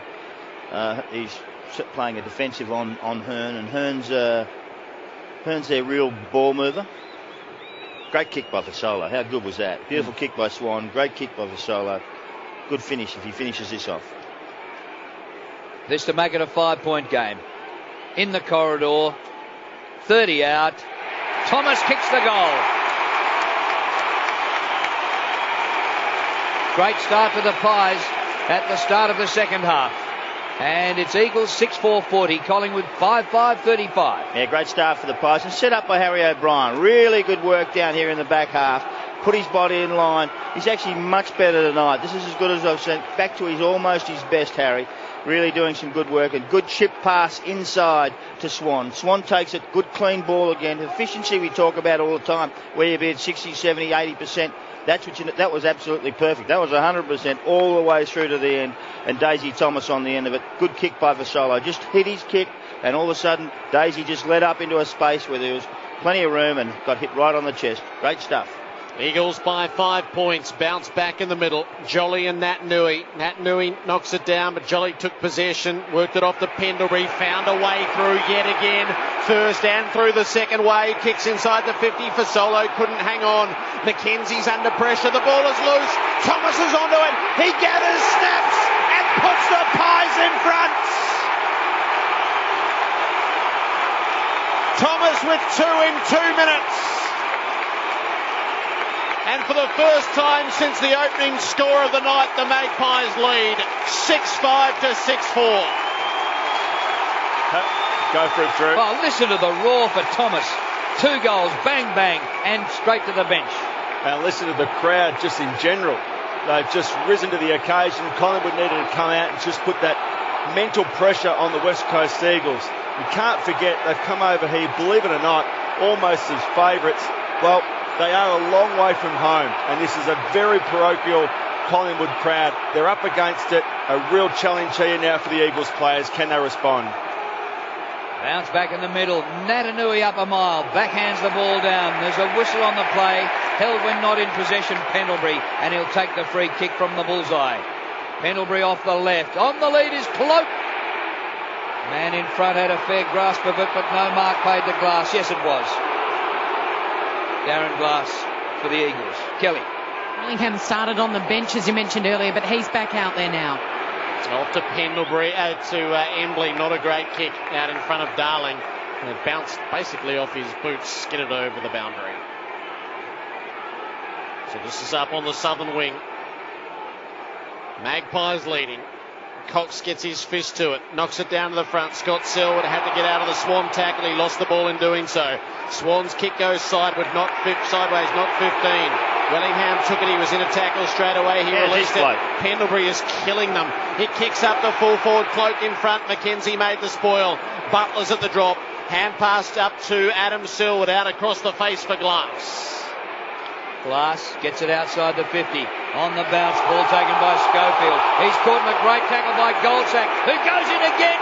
Tyson Goldsack, magnificent. Not one but two, but they've lost it. Scott Selwood's hand pass backwards. It's trouble here for the Eagles. Collingwood pressing on the forward line. Pendlebury lets the tackle slip though. It comes away, and the Eagles running out of defence. Comes to Shuey, off to Gaff, who runs through the wing. Draws a man, hand pass to Lynch, back to Gaff. What a game this youngster's played. Lazily bounces it and centres the ball. Cox takes the mark, 48 metres from goal. Magnificent football by the Eagles. Kelly. An unbelievable hit between Brennan it was and Goldsack, and Brennan is sore. He's hurt his right shoulder. He's come to the bench, so brave. He laid a couple of big bumps on his way to the bench, but he's in all sorts of trouble down here. Well, he hasn't had a possession, Brennan, but he's had a couple of contests to be remembered. Now Dean Cox kicking from 50 metres out. The punt road end. It swings away with a bit of a slice, and it's marked on the behind line. Terrific mark taken by Darling. The Collingwood player saying, well, it's over the line, isn't it? But Darling is allowed to have taken the mark inside the field of play by a millimetre, and he's around at the tightest of angles. No distance, but he can nearly jam this ball between the posts. Well, after a second quarter which gave up only 2 goals, we might have a lot in the third quarter if this continues. He's hesitant, he runs around, hooks it back off the left, but he doesn't hook it back at all. It's out of bounds in the opposite pocket. And they run at Darling and say, cop this one. Brown's into him. Heath Shaw has often gone. He's had a couple of bounces out of full-back and delivering around the southern side. Trapped on the boot by Sidebottom, who keeps his footing. Delivers into the middle for Blair. Had to reach up and get it. Flicks the hand pass to O'Brien. The Magpies moving smoothly through the middle. Tarrant's gone forward. He's the target. He took the bouncing ball. Kicked the full forward. Who can get there? Thomas is closing. Hearn keeps him away and pushes it through for a behinds. The Magpies lead by 2. Daisy Thomas has been the spark for the Pies in this third quarter. Gaff marks the kick in. He's run down by Wellingham. You're holding the ball. How many tackles they laid this quarter? Wellingham plays on quickly and finds Cloak near the boundary line, 55 out. Cloak goes bang with a monster. Thomas is there. Hearn over the shoulder. It's going to be a free kick to Daisy, who's going to get a hat trick in 7 minutes. Oh, I reckon it was insignificant contact. Had nothing to do with the contest. Thomas from the goal square gets his third. What a transformation. And Collingwood, who were 4 goals down early in the game, now lead by 8 points, 7-6 to 6-4. Big turnaround, big movement. Pendlebury start, got the ball back into the side. Harry O'Brien starting to move the ball. Shaw moving the ball, and also just taking them on and hitting the spots. Kick it at the top of the square, put pressure on the opposition, and Daisy Thomas has been the recipient of all that. Kicked 3 for the quarter, the only goal kicker for the Pies, and it's all been him on Hearn, which is exactly what they want. They want him as a defensive forward on Hearn, and he's done his job by kicking 3. The big turnaround, enormous tackle counts, goal sacks 3 or 4 in a row, enormous examples sent by all the Collingwood players. Magpie fans having their voices heard, their team lead by 8. Jolly probably won the tap, but off the ground goes Cox. Up to the 50, Embley might have been taken without it. Kerr sweeps it up off the deck, delivers to full forward. Kennedy trying to get loose, kept away from it by Reid. And the ball rolls out of play, 5 around from the behind post. Kelly Underwood. Rosa is the sub for the Eagles. He's been warming up down here. Of course, he's coming back from a collarbone, and Brennan has been down in the rooms with an injured collarbone. Priddis at the stoppage, took them on, and Swan got him. Pulled him down, holding the ball. Swan at fullback. Short ball for Wellingham, who marked and showed very little intention to move it. Backward he goes to Swan, and into the back pocket for O'Brien. So the Magpies chip it around in defence. Swan again makes the play. He marks at the defensive 50, has to get around Cox and does. Kicks down the line. Goldsack was his target. Glass made the spoil. They wrestle over the ball, man to man. The umpire comes in to settle it with a bounce between the wing and half forward for the Eagles. It's the Pies by 8. 9.5 minutes gone in the third quarter. There's the bounce. Cox bunts it down. Comes to Priddis. Fires out a hand pass. O'Brien is there. He is monstered as he's over the ball. Umpire says play on, and now whistles it up, and it'll be a ball up. Big difference in this quarter, big change. It was 9 tackles to 2. The Pies in front in that area. 9 to 2 at the 9-minute mark. Jolly and Cox having a jolly old wrestle, and Jolly wins the hit out to the man of the third quarter, Daisy Thomas. Here he is at half-back flank. He's kicked 3 goals. He kicks towards centre wing. Collingwood outnumbered 2 to 1, and right in the middle, Dawes might have taken a mark. Not paid, it comes through. Side bottom has it, near the boundary line. He kicks the cloak inside the 50. He juggles. Did he get first touch? He has to win it at ground level now. And it's gone over the boundary line, and we'll have a throw in about 45 metres from goal. Brown did well on Cloak on that occasion to keep it away from the big fella. Here's the throw in. Cox double hands it down. Ground level contest. Back towards Thomas near the boundary line. He keeps it alive for the Pies. Beams works it back to Tuvey, who kicks towards full forward. Clever mark taken by Grass. Ball falls from his grasp, gets it back and plays on with a hand pass to Kerr. Looking beyond the defensive 50, it's not a great kick. Tarrant spoils Lynch. Priddis tried to get through, got caught, hand passed up in the air. Kerr trying to work it out again from underfoot. Tuvey holds him up. The umpire has a good look, lets them sort it out for themselves. Darling muscled his way clear. Use it to Priddis, now to Scott Selwood, who breaks around the wing, feeds it up the hill. He shoots it on to Shuey. He's had a bounce and a second. He'll work the hand pass up to the 50. Cox takes it, gives it to Embley. Standing start, poor kick to full forward. Reid was well favoured, and he takes the intercepting mark away from Nat Nui. Collingwood leading by 8 points until this burst in the third quarter. The only time they led was when they kicked the first behind of the game. Across to Beams. He kicks up to centre wing. Guess who? Thomas takes the mark and runs goalwards. Has a bounce.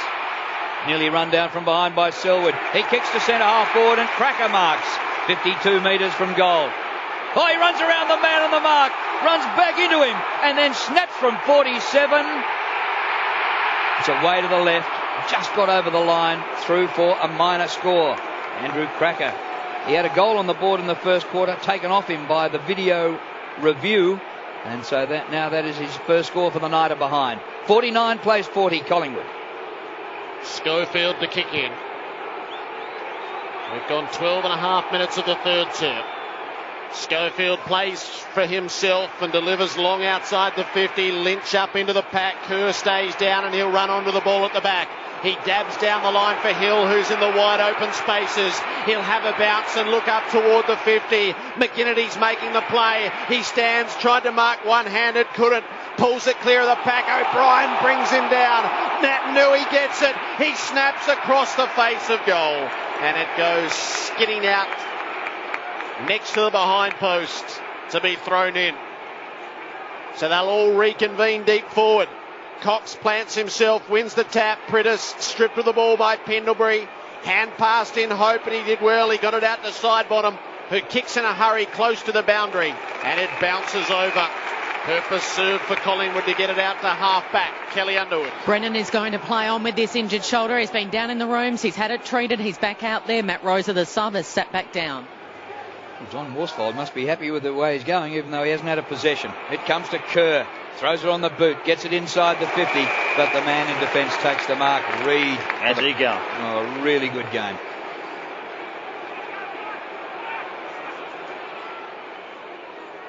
He's taken 6 marks, coming up for his 13th possession, which he gets away to Johnson. Near defensive 50 for Collingwood. Off the left goes Johnson towards centre wing. Jolly in front, spoiled by Lynch. Comes to Kerr. Immediate hand pass out to Embley. Hurried kick up short of the 50. Kennedy lays a tackle as he's in the back. Pies fans thought so.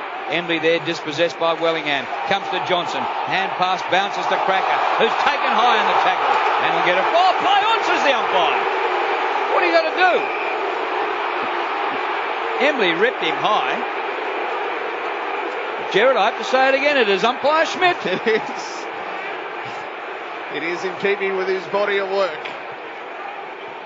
Left half forward. Ruckman lean into each other. Actually, they kept each other away from it. And in all of that is a free kick against Lynch to Jolly. Jolly will use it as a squaring ball for Sidebottom out of centre half back. He's gone for Shaw. The numbers are against him. Hill made a good spoil and gather. He's at half back. He needs an option on the outlet, and Brennan has made the space. He'll mark and gets a chance to come up with his first possession. And he's going to kick it backwards. He hasn't gained any territory. No, he'll get it back. He'll get his second. Hill up to Glass. Glass onto the right boot to halfway for Embley. Embley looks at half forward. On the lead is Kennedy, who hasn't been a factor. Much better movement by the West Coast, chipping it around, holding the ball. 2 kicks out from goal. He goes into the pocket. Naitanui jumps at it, brought it down. Marston was at the drop. His hand pass wasn't great. Naitanui barges through. Hand pass to Lynch. Now to Marston. Sideways, Shuey, brave. Coming the other way was Goldsack to make the spoil. Hits on at the drop. Kerr takes hold of Goldsack, who never had it. And that is holding the man. Goldsack back in defence. Kicks the ball deep backwards, and Jolly takes the mark. He gets it outside the 50 to Thomas. And Thomas has had a terrific third quarter. And a pass lace out to Swan at half-back. Thomas, 7 possessions in this third quarter and 3 goals. Collingwood have only kicked 3 in the quarter. He's got the lot. Swan over centre wing to a pack. Slapped out of there by Lynch towards the boundary line, and he finds it. And we get a boundary throw-in. Collingwood 7-7, lead West Coast 6-4. And a reminder that the Eagles kicked the first 4 goals of the game. So Collingwood have kicked 7 of the last 9. Lynch works it down. Prittis uses his body. Thomas, what a hand pass out to Wellingham. He kicks the full forward. Cloak out number 2-1. Taken the ground. No whistle, umpire Schmidt. Chance for Cracker. He does a U-turn. Has tumbled the ground. Hand passes over his head towards the goal square. Desperation stakes near the behind line, and the ball is still there. The umpire having a close look, and it's gone over for a behind to the Pies. Careful, Reshaw, with your knees. So Hearn up on the kick in without hesitation as far as he can. It's a good play. Shuey marks and Gaff runs shotgun. Feeding the hand pass, and he kicks down the line. This is a beautiful move. Schofield marked at half forward. He had a bounce and a second. He sprints into the pocket. He takes a third. Schofield rolls it across the face. And he misses out big time. Should have been a certain goal. Why do they try and kick these unusual kicks for goal when they have a chance to kick an easy one? That was absolutely beautiful until the kick at the end. Collingwood by 9. It was a good chase by Thomas, who was never going to catch him, but he kept on chasing even though he's absolutely stuffed, and put him off just enough to make sure the shot for goal missed. Goldsack marks the kick in and comes down the line. Dawes throws himself hard at it and takes the mark, and an encouraging cheer from the Collingwood fans. Haven't seen much of it. That's his third mark for the night, Dawes, and he's had just 6 possessions. We're 18 minutes into the third quarter. He kicks over centre wing. All Eagles, and Glass pretty much jumped all over Wellingham to take the mark. Short pass in, finds Hill. Further short pass inboard, finds Gaff, back edge of the centre square. Flags hanging limply. Perfect night for footy. We've had a perfect game of footy. Up short to Glass, now short to Prittis. Low zooming pass, diving in Cox. Well, the umpire blew the whistle and played the mark, even though he laid it like an egg. Cox is up. He does go the deep kick inside the 50. Darling came hard. Reed the other way to make the spoil. Brown the chip on the way out. Butler's coming from the bench. Willingham got there first.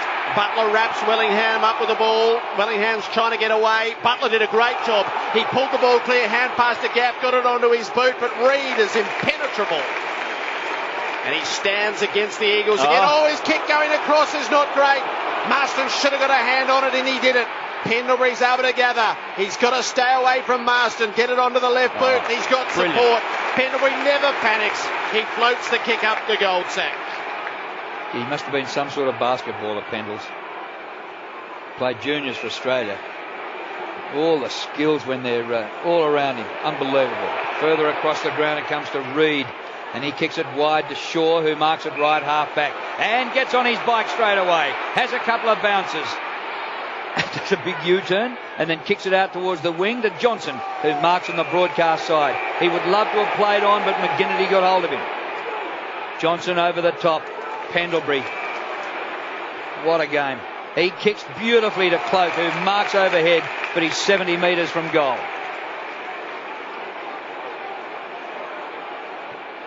Kick by Cloak, down towards the pocket. Chance here for Collingwood. Oh, hands to it, but he couldn't take the mark, Dawes, and the ball spills over the boundary line, and we get a throw in. Collingwood leads 7-8 to 6 goals 5. Their margin 9 points. At the throw in the forward pocket, Swan had to go third man up. He did win it down. Beams hand pass defensively, side bottom to Cloak. Not without a hope from 50. He swings it at the goal front. Oh, it hit the post. It did everything but get through. Took an inside portion of the post. Collingwood by 10 points. That's his first score for the night. Dawes is scoreless. They've kicked 3 goals this quarter, Collingwood. All to Dale Thomas.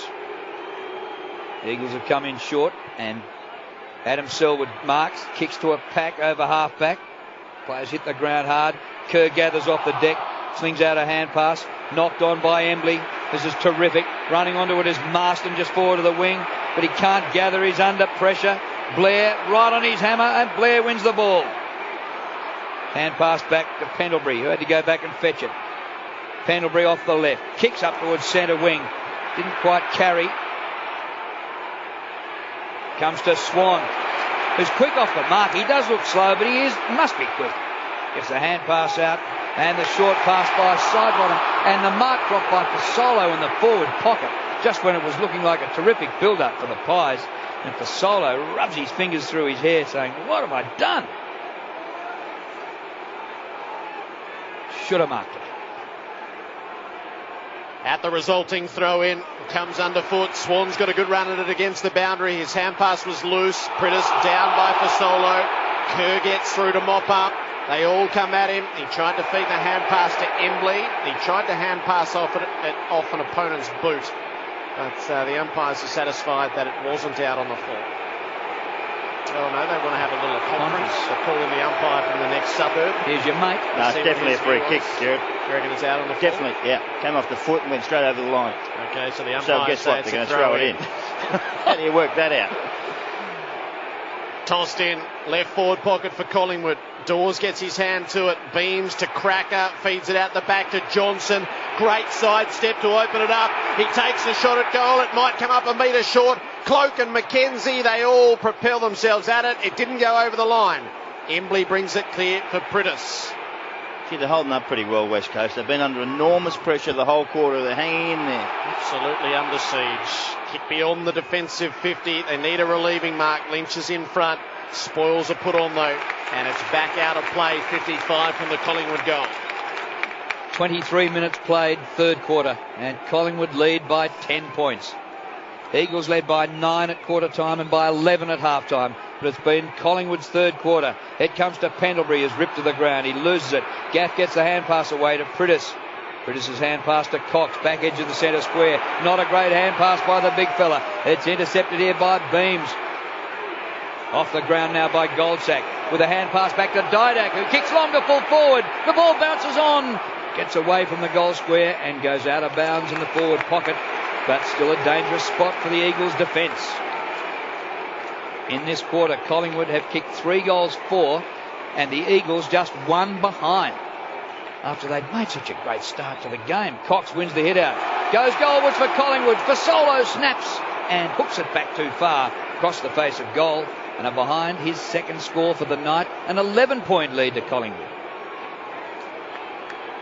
Hearn to kick in. Didn't have a long target, and he kicked it out of bounds on the full as he tried to place it for Embley. They're on the brink of coming unstuck, West Coast. It's been enormous pressure, Jared. Incredible pressure. They just put pressure on them. Every time they get the ball, they get smashed with a tackle. Huge, huge quarter of football by the Pies. It's the Collingwood of old. They've been building for a quarter before that too. Yep. Tackles are 54-40. Blair out of the gutter. Over on the left of the goal. From 49 metres out, Blair gives it the best he's got. It's a lot. It's all of it. It's a goal. Jared Blair rises above his diminutive stature and lands an enormous goal. And it's a huge blow within the match. Collingwood by 17 points, 8-10 to 6-5. A massive blow, Jared, and just one of the smallest players out on the field. He kicks it every bit of 47, 48 metres to get across the line. Cox is on the line, just couldn't get up high enough. But that's a huge goal. It's a huge goal because you said it, Mark. The West Coast were defending gamely. There's so many entries for the Collingwood team, and they just kept thwarting, pushing it back. Well, all of a sudden, Blair comes up with a ripper. That's his 50th career goal, doing it in a semi-final. What a goal it was from a long way out. Here come the Eagles, though, from the bounce in the middle. Pritis has it at the 50. Beats a tackle, beats another one. Fires out the hand pass to Gaff. 35 out. He snaps under pressure and puts it through for a behind, missing left. Andrew Gaff gets his first score for the game. They're in a bit of trouble. Collingwood lead by 16 points. Kelly. Lynch has been subbed out of the game, so Rosa in for the Eagles. Johnson kicks into the back pocket carefully for Thomas, who in 7 minutes at the start of the term changed the game.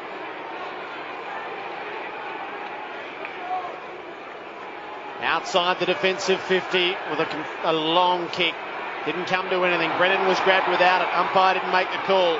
Tooby releases it. Johnson is brought down by Darling. He lies on the footy. The umpire is going to bounce it. 60 out from the West Coast goal. Barely a couple of minutes left in the third term. Just think the Eagles would have to get one before the break. Nat Nui spikes it forward, then tried to kick it off the ground and push it forward. All to no avail. It's held in a pack. 50 from the Eagles goal. And they'll try it again.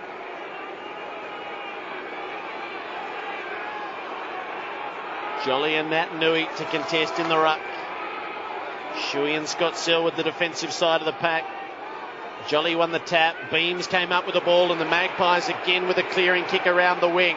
Hearn flew but dropped the mark. Brennan with a hand pass out the back to Butler. He kicks it for Pritis, who is forward of halfway. Rose has come out with a head guard on after his jaw injury, injured the shoulder as well, so he's been in the wars. Getting across here is Reed to knock the ball out of foul. Tuvey it was, to knock the ball out of play. Done a good job on Darling, the star of last week, and kept him quiet. Here's the throw in. Jolly and Cox. Goldsack spins through the pack, gets the hand pass to Jolly. Oh, he's dispossessed or loses it in the tackle. And it's going to be an Eagles free kick. Dean Cox with the free. Good 60 metres from goal, kicking to the punt road end. They desperately need something before the siren. 28 minutes played. A low zooming pass to the pocket. Interference before the ball arrives. Eagles free. It's coming back to Collingwood, I think. Other way around. So it goes back to where Cox took his kick from. Someone was holding him inside the 50 on the opposition, or blocking or something. So Goldsack has the free kick and thumps it long and high. No mark, but it comes to the front to Swan. Here's a chance for the Pies. Another goal will be a killer for the Eagles. It sits up on the 50. Chance for Wellingham to run onto it. He does. His hand pass inboard is not much good. Comes to Brennan. Brennan's kick high for Cox. He juggles but can't complete the mark. Hand pass back. Comes to Butler. Schofield has it. Puts it out wide to Shuey. Here come the Eagles. McGinnity pokes a pass. Natanui juggles but can't take the mark. Butler gets the hand pass. Back to McGinnity, who kicks long. And Darling marks about 10 or 15 metres out from goal. You called it. You called it. They needed one before three-quarter time. Well, this is massive. Jack Darling kicked a goal in the first quarter when the Eagles were flying. Hasn't been much since then. Nothing at all for Kennedy. Darling right in front. Has to kick this goal. Margin is currently 16. He can make it 10. And he does kick the goal. So at three-quarter time, it's Collingwood 8-10-58, leading West Coast 7-6-48. A 10-point lead to the Pies after a third term where they came from 11 down to 10 up after 3 goals from Dale Thomas and one late by Blair. A massive kick from wide out and near 50. Three-quarter time, Collingwood 8-10-58 to the Eagles 7-6-48. The winner goes into the prelim next week. Into the final term we go. Collingwood by 10 points. The Eagles would have to make the challenge early and get themselves back into it. From the first bounce, Kerr gets hold of it, kicks up inside the 50. Darling wrestling, worked away from him. Tuvey goes to ground. The ball spills away and out of play. Kelly Underwood. Pies have made the sub. Jamie Elliott in his first final is on the ground. He started in the forward line. Alan Didak has been subbed out. So the Eagles have it in the attacking territory at the throw-in. Jolly paddled it down in front. Natanui trying to get hold of it. He couldn't. And it's back out of play. Kel. Contrasting huddles there in that three-quarter time break. Worsfold charged out. He had the stats wrapped up in his hand. He was pointing. He was barking. He was animated. Buckley very cool, calm, collected. Can they get an early goal? I think they will because Natanui got pushed in the face, I think. Yes. Jolly got a palm up into Natanui's face. And it had to be a free kick. And it's barely 15 metres from goal.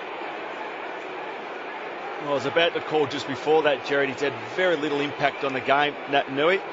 So here's a moment for him. Can he rise to the challenge?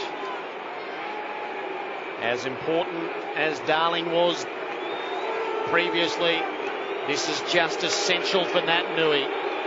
It's an elementary shot. Nick Nat kicks the goal. And it's the Eagles who are within a kick.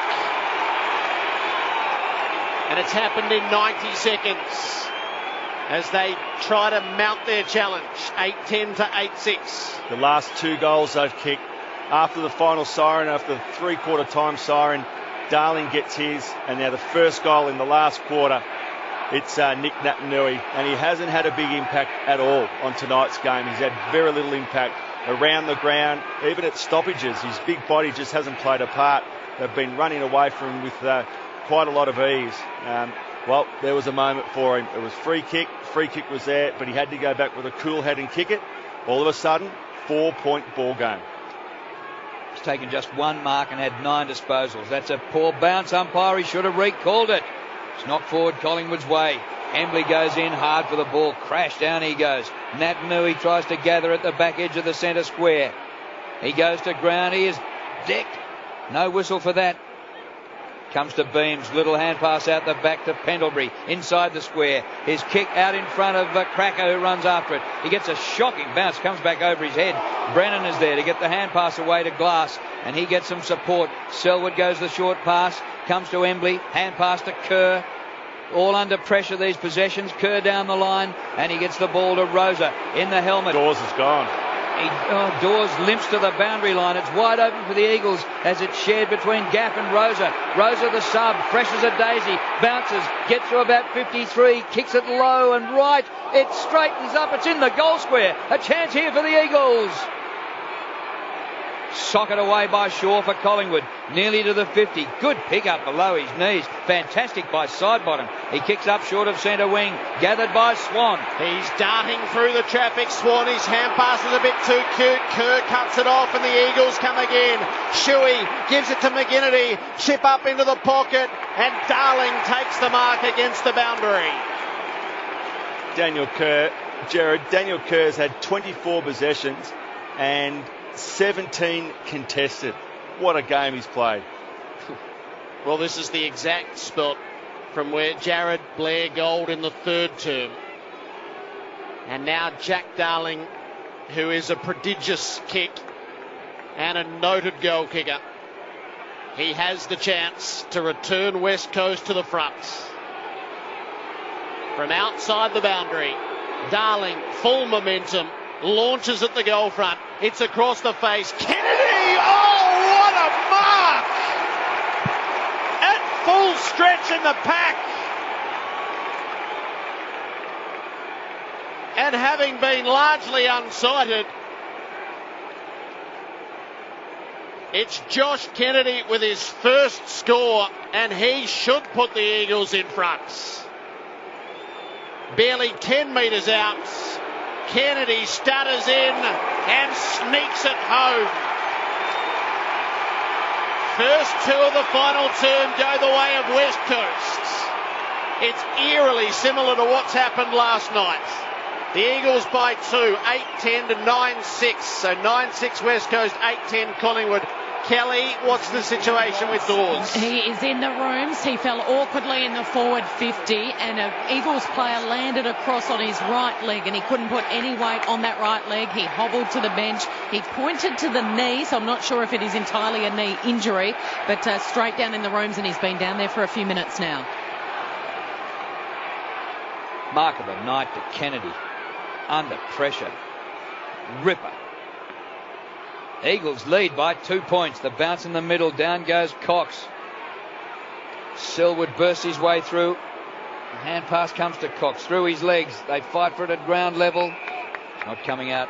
The umpire to bounce. Very interesting how momentum swings and it goes that way. And 5 possessions now. He's only 4 before that time, Kennedy. Knocked out by Jolly. It comes to O'Brien. Oh, he's cocked it up to Gaff. Gaff penetrates the 50. Here comes Kennedy working off his man Reid. He's got some support from Hill. Hill all the way to the line with Tarrant. The ball over the boundary line alongside the behind post. And a boundary throw in. It's interesting because West Coast are testing the opposition, testing Collingwood. See how much they want it. How much do you want to win? And they're actually asking the question. Cox down to Priddis. Priddis pulled off his attempted kick. And now they compete for it at ground level.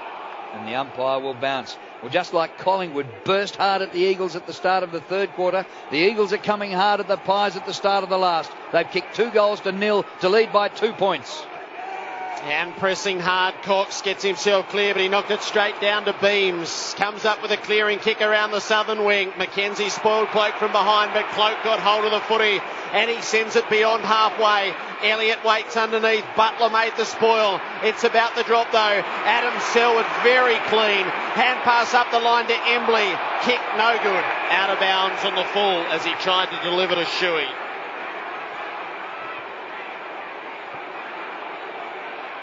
Free kick to Brown of Collingwood. Very high ball just over the wing. It actually pitches. Nobody got near it. Comes to Hearn. Bounces away from him, but he gathers. Poor old kick. The mark taken by Wellingham for Collingwood. Centre wing, southern stand side. Pies down by 2 points. Kicked by Wellingham to the 50. Big leap by Shaw, but he was nowhere near the ball. It comes to the back. Rosa gets the hand pass up. Embley goes for a run through centre half back. Oh, he's kicked it off his shin. It went about 10 metres to Beams. Beams inside the 50 and Goldsack marks right in front, 35 or 40 metres from goal. What a howler by Embley. It was like that day Mick McGuire had the jabs in the groin and couldn't kick the ball. I think it was worse than that. They were on all the way down the field. They had 2 loose in the middle. Now can Goldsack kick a goal? He had 2 chances in the first quarter and kicked behinds both times. This to put Collingwood back in front. In front, 40 out, and Goldsack kicks the goal.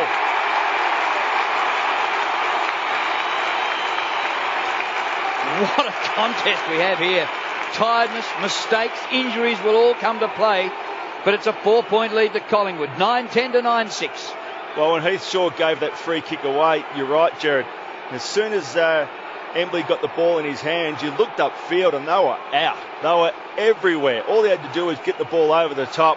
He didn't even get the ball off the ground. That's how bad the kick was. It fell off the inside of his right foot, rolled along the ground, and all of a sudden the turnover comes back to Goldsack. But it's goal for goal now, 60 to 64. What a contest. It's an amazing mistake. Embley, who kicked the previous one out of bounds on the full, and just grubbered that ball. Allows Collingwood back to the lead. Cox for the tap in the middle.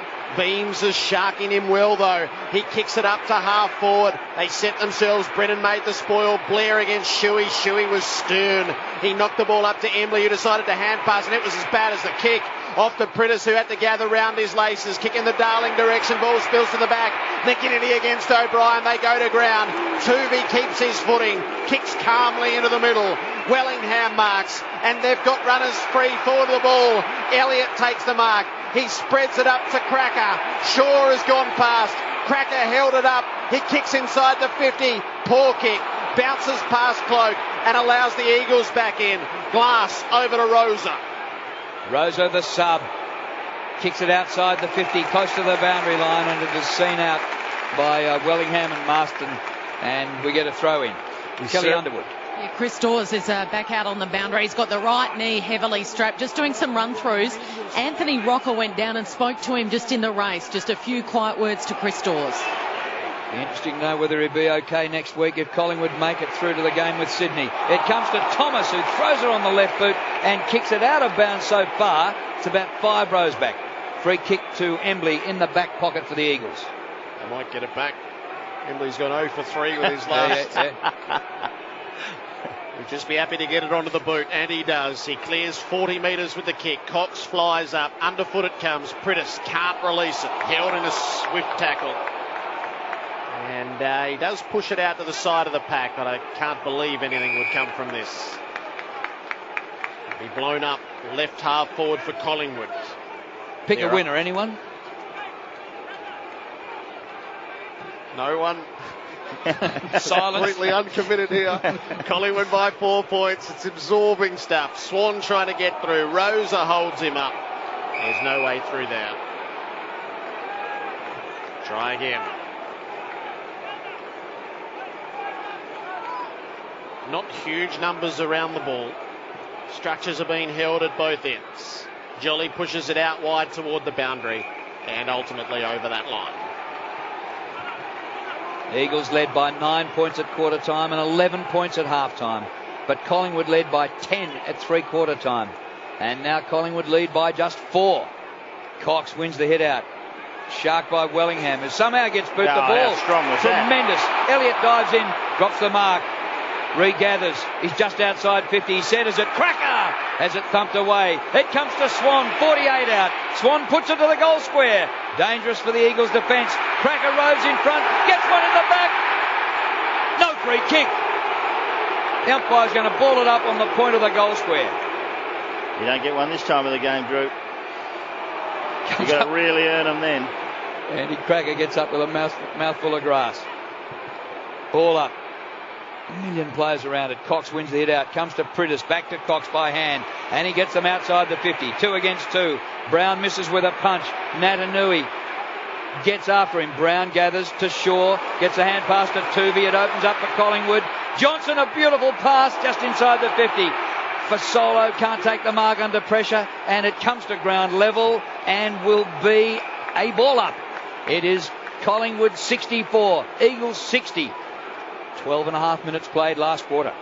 They've got the wall set, Collingwood, repelling every time the Eagles try to get it out of defence. At the bounce, Jolly wrestled his way to win the tap. Kerr, though, the footy, tackled by Wellingham, pulled clear by Beams, who found a step of space. He sends it at goal. Cloak and McKenzie. Cloak almost. McKenzie got it from him. Cracker swings it around the body. It'll land in the square. Swan dropped it. You couldn't believe it. He'll still go. He does.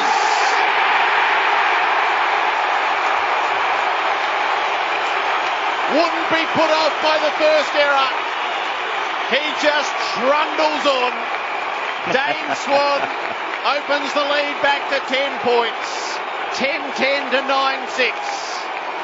Yeah, and they just keep coming in. When it gets in his hands, look out. He is an absolute beauty, Dane Swan. Very calm, calculating, understands what to do. Cracker's work there was terrific. In and under, push the ball out, get the ball back into space, get it up in the air. Away you go. And they set up a wall, the Pies, as you said, you guys. They just set this wall up and they just keep banging it back in. There's no science to it, I can assure you. It's just good, hard work and great to watch. The Pies back to their three-quarter time margin of 10 points. We've played 14 minutes in the last quarter. 2 goals each in this last stanza. Natanui over the top, but Jolly wins the hit out. Comes to Scott Selwood. His hand pass intercepted by Johnson, who slips through like an eel. He gets it to the Waddler. Swan has a bounce and wobbles this ball inside the 50. Cracker gets a fingernail to it. It goes Collingwood's way. Back outside the 50. Fasolo goes to ground. Kerr gathers. Some little disposal out there. Comes to Marston, onto Hearn. His kick to centre wing. Embley juggles. Can't take the mark, but his arm was taken in the marking contest by Shaw, and a free kick right in front of Kelly Underwood. Kel. Chris Dawes is back out there, Drew, but he's on one leg. He's hobbling around. Embley from the members' wing. Darling provides the lead. He should have hung on to the mark. He dropped it. Marston should have got over the boundary. He didn't. Tuvey was able to capitalise on it. Off to Shaw. Now to Beams. Hit the firm tackle by Scott Selwood. And he does get it out of play. You need a job finished, you bring in a Selwood. At the throw-in, Natanui against Dawes. Natanui tries to spike it forward, off to Selwood. Hand pass to Prittis. He didn't quite take it. Prittis is now in a fight for the ball. He's wrapped up with it. Kelly. Willingham's come off with a blood roll. He's caught one right in the nose. It looks like it could be a bad break there. There's plenty of blood pouring out of Willingham's nose. Gee, Kerr had his elbow up. That's how he got the broken nose. Still on the members' wing. Natanui didn't do much with the tap. Blair pushes it to the back. Whistle. Collingwood free kick. It's going Blair's way. Halfway mark of the final term. Collingwood by 10. The frees are 18 to 15 in favour of the Pies. Kick by Blair. Low and hard. Selwood gets a fist of the ball and sees it out. That is Adam Selwood. Crowd posted at 65,483. Trouble for Wellingham, stopping the bleeding on the bench. Here's the throw in. Natanui wins the hit out. Shark by Beams. Hand pass to Johnson. Back near centre wing. Ben Johnson gets it on the right boot. Bumbles a kick up towards the 50. Blair is there. Takes Kerr out and he hasn't got it. Umpires have put the whistle away. Spills to Rosa. Now to Adam Selwood. He loses it in the tackle. It's pinched by Thomas, who goes for goal and misses to the near side, to the left-hand side. Gee, Daisy could nearly have sewn it up then. Margin could have been 16. Instead of that, it's 11 at the 16.5-minute mark. Do you know what he tried to do there, Drew? He tried to kick a banana kick off his wrong side on the left foot. Yes. That was not many people in the world could do that, and neither can Daisy. It was the road less travelled. Hearn Plays on into the back pocket, clears the defensive 50. He needs Adam Selwood to mark. He didn't. It's coming back. Johnson to Blair, slipped out of a tackle, delivered inside the 50. Bouncing ball, Cloak up, hand pass to Cracker. He snaps too severely and hooks it near side. It's 2 goals neats Collingwood's lead. There is 9.5 minutes to play. It's worth just pointing out that if it's a draw at full time, we'll play extra time.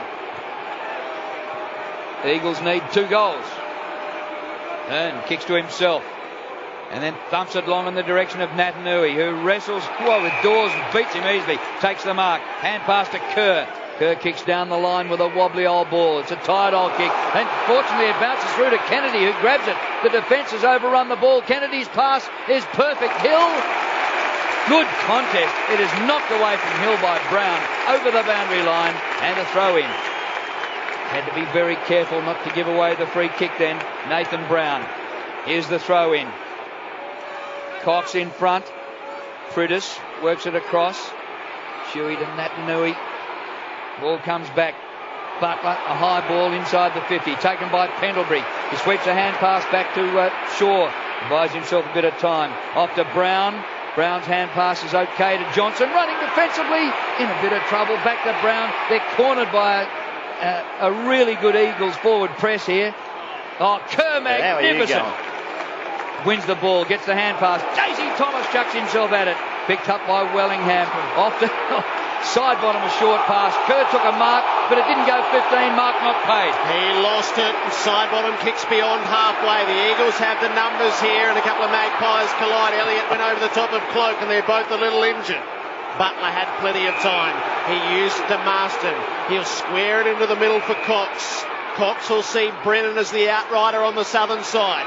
Now they've got 2-on-2 up at the 50 if Brennan decides to challenge them. He carries the ball, has a bounce and kicks it over the top of those coming at him. Shaw attacked it hard, but he went without it, and it's still to be won. Pritis came through. He had a fumble. Dawes just gets there, and he's only just moving. Marston wraps him up, and we get a stoppage. 45 out from the Eagles' goal.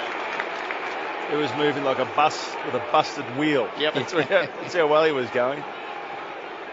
Yes. Difficult to see him playing next week, but he has to play out tonight. Cox puts it underfoot. Wellingham is there. His kick slews off the side of the boot. Elliott one way. Adam Selwood. They contest and it all comes to ground. It's under Adam Selwood. Elliott's on top of him.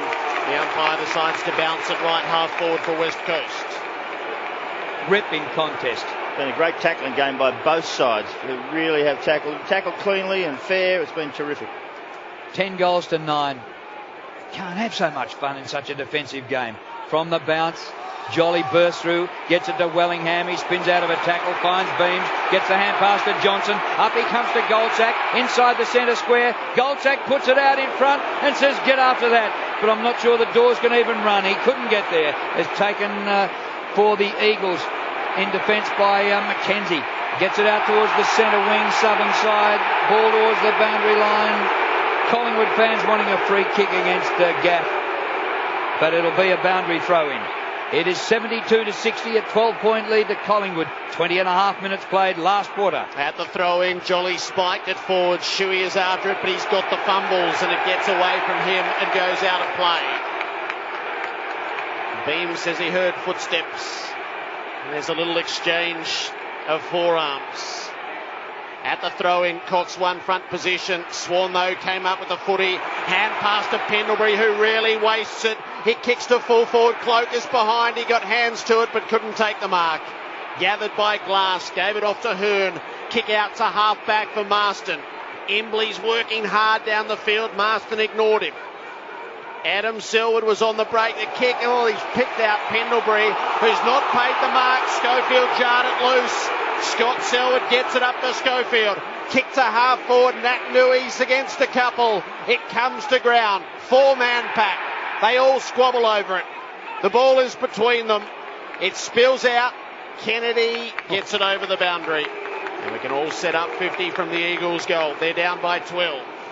Quentin Lynch has been subbed out for the Eagles. Alan Didak's been subbed out for the Pies. No more reserves to come on.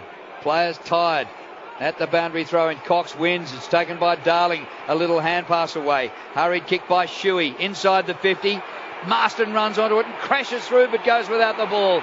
Johnson has it for Collingwood. He's kicked, marked by Nat Nui about 2 metres away. He kicks to the goal square and it's thumped away by Reid, who's been magnificent in defence for the Pies. And we get a stop play, boundary throw in, forward pocket. 72-60. Collingwood lead by 2 straight kicks. At the throw in, Natanui beats Jolly, gets it going, Eagles goal square. Taken by side bottom for Collingwood. Kick outside the 50. Bounces end on end and goes all the way to centre wing, where it's taken by Goldsack. There's nobody ahead of him, but he bursts through 2 of them. Goldsack, brilliant. He holds it up for a little while. He waits for Cracker and hoists it high. Cracker gets back, but not quick enough. And the mark diving by Schofield in the last line for the Eagles. That was a pressurised mark to be taken. Kick for Rosa, who's on the way out. Plays opened up around the southern wing. It's taken out there by Gaff. He'll use it short for Shuey. Into the middle for Rosa. Rosa will get it onto the right boot and see if he can find a forward. Up at it is Kennedy. He took the early leap. He cleared the pack. He didn't bring it down. Pendlebury's at the full. Spreads the hand pass out to Beams. Uses it short for Wellingham.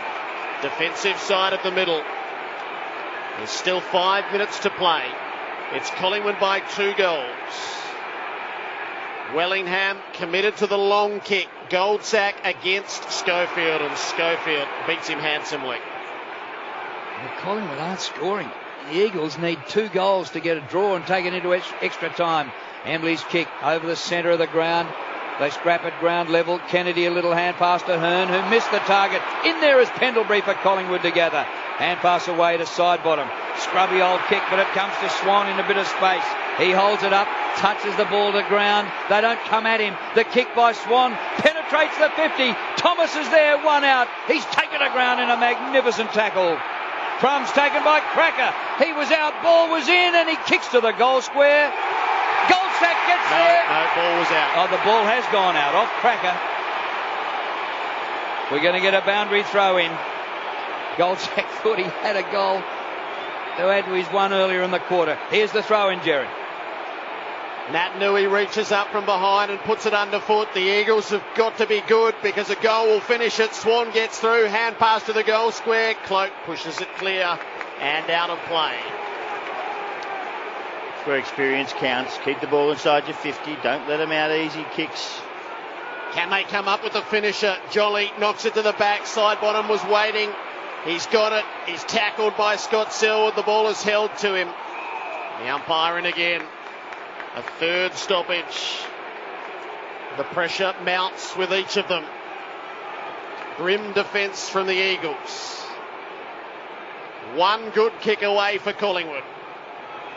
Glass will go 3rd man up. Perfect tap down to Hearn, who was coming through. He blasted around the wing when he probably needed to be careful, and Reid, who has controlled the play, takes the intercepting mark. He's been absolutely sensational. He's taken 9 marks, coming up for his 15th disposal, and he's going all the way back, using up a bit of time. Kicks towards half forward. Good mark on the lead by Elliott, the sub, who's fresh. He gets bowled over after the mark. That's a terrific effort by the youngster, playing just his 14th game. He kicks the ball back to Reid. Collingwood working down the clock. We're at nearly the 26-minute mark, further across the ground to Johnson. Eagles have got to man up and get the ball off them. Johnson advances the ball and for solo marks in between half-back and wing. Kick by Fasolo to Cloak. Juggles but marks on centre wing. All this using up time. Collingwood 72, Eagles 60. The winner plays the Swans next week, and Collingwood have a good record against them up there at the Olympic Stadium. The kick by Cloak towards the 50. Jolly works to the front and marks. Natanui couldn't jump. What a game he's had, this big bloke, against 2 great ruckmen, Cox especially, and now young Natanui. He just keeps bowling along. He's a beauty. Wide out near the boundary line, 65 from goal. He puts it in the hole. Swan couldn't mark.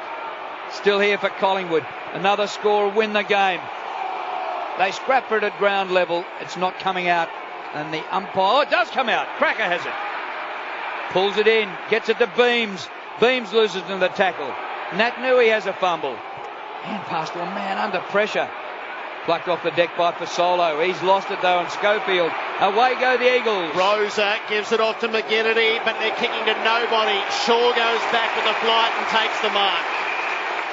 The Eagles can't win it in regulation. Their best result would be to get it to extra time, but they're 2 goals down and the clock now working against them. Shaw back to Johnson. And they're prepared to work deep in defence as Sidebottom gets there as the extra man. Look, Swan coming down the fields. That is great running. It all serves the Magpies' purposes grandly. Swan is signalling out to the southern side. Thomas is the next link in the chain. Fasolo is head off toward the boundary. The shorter option though is Tuvey, and he can mark and play on. He'll pump them inside the 50. It'll come up to Wellingham. And any score will make it safe. Sharrod Wellingham to take maximum time over the kick. They haven't stopped the clock either. 45-degree angle. 45 metres from home. Sharrod Wellingham launches the drop punts for a behinds. But the Magpies are well safe. They lead by 13 points. Gee, they'll be tired after this. Hearn goes for distance. Kicks it about a mile into the centre square. But Wellingham takes the mark. Oh, there's a push out. Going to be an Eagles free kick to Kerr.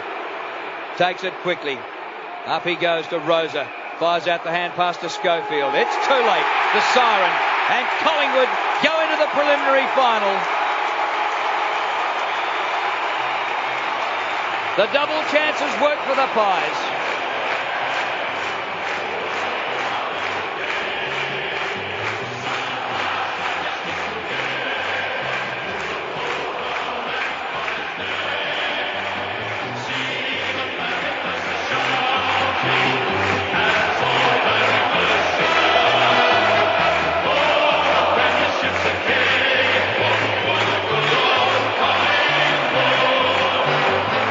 The Eagles' brave season comes to an end, and their record of only having beaten Collingwood once ever at the MCG is maintained. It's Collingwood now 8-1 against the Eagles at the home of football. Final score, Collingwood 10-13, 73. The Eagles 9-6, 60. It's Collingwood versus Sydney next week in the preliminary final.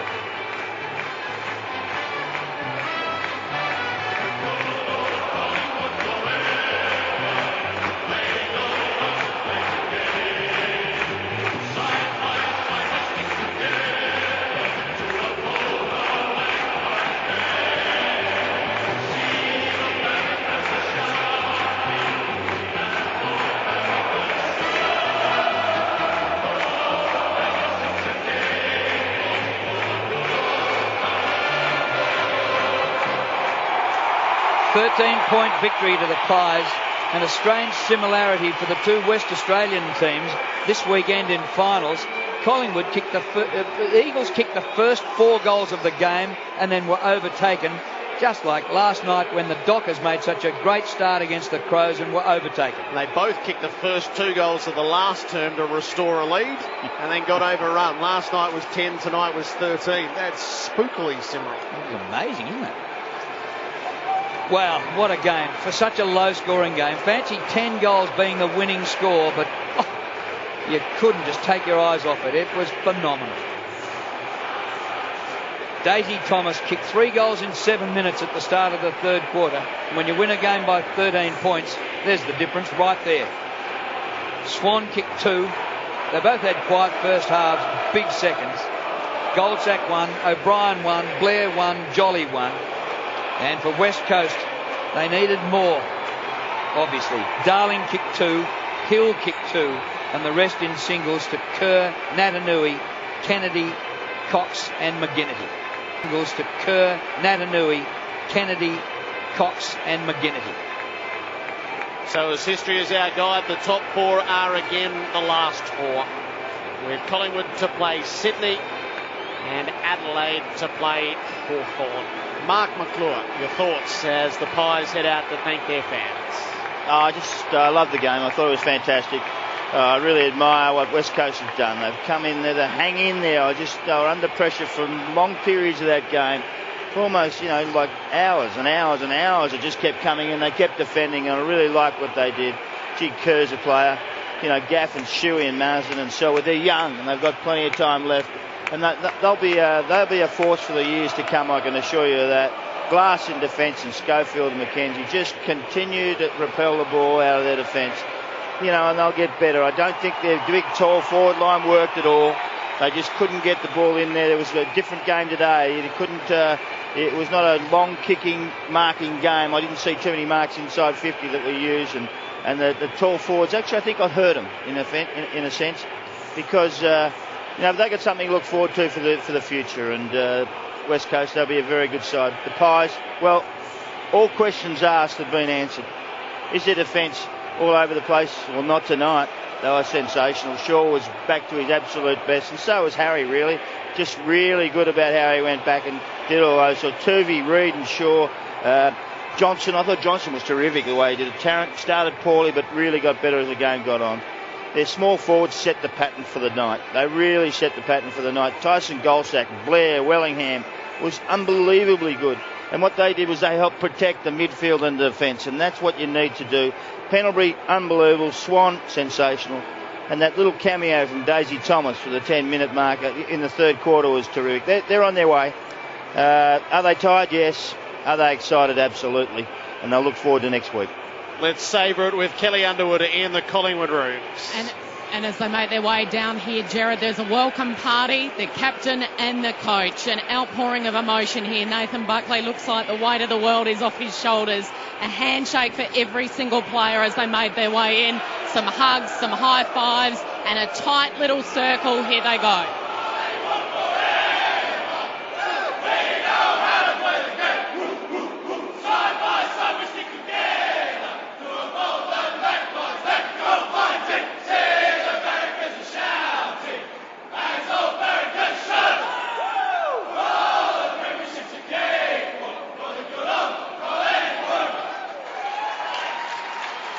They are well and truly pumped down here, and it might have been best summed up when Nathan Buckley looked over at the president, Eddie Maguire, and just one big wink.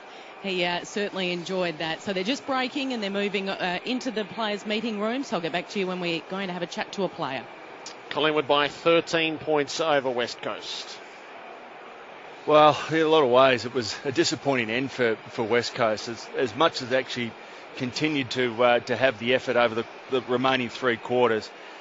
Really, their best part of the game was the first 15 minutes. That was unbelievable. I mean, to kick the first 4 goals, we just thought, gee, how far are they going to win by? It was just an amazing start. So over to you, Jared. Back to Kelly. Yeah, just very emotion charged down here, Jared. I can see Dane Beams in tears and young Elliott as well. So certainly, obviously, the passing of John McCarthy right at the front of their minds at the moment. Quite emotion charged. Players and coaches just heading over to Dane Beams, who's visibly very upset down here. Going to have a chat to Tyson Goldsack very, very shortly. Okay, just sneak an extra thought or two in, Chris. Well, I was just going to say, after that first 15 minutes, in a lot of ways, West Coast, as much as around the footy they were pretty good, Kerr was outstanding, Gaff with his run, they actually lost their way up forward, and over the course of the evening, inside 50, they just played into Collingwood's hands. They loaded up at the start of the game. It seemed to work for them then, but it was really the smaller guys who was probably causing more trouble than the big fellas. And as the game wore on, Collingwood knew exactly where they were going to kick it.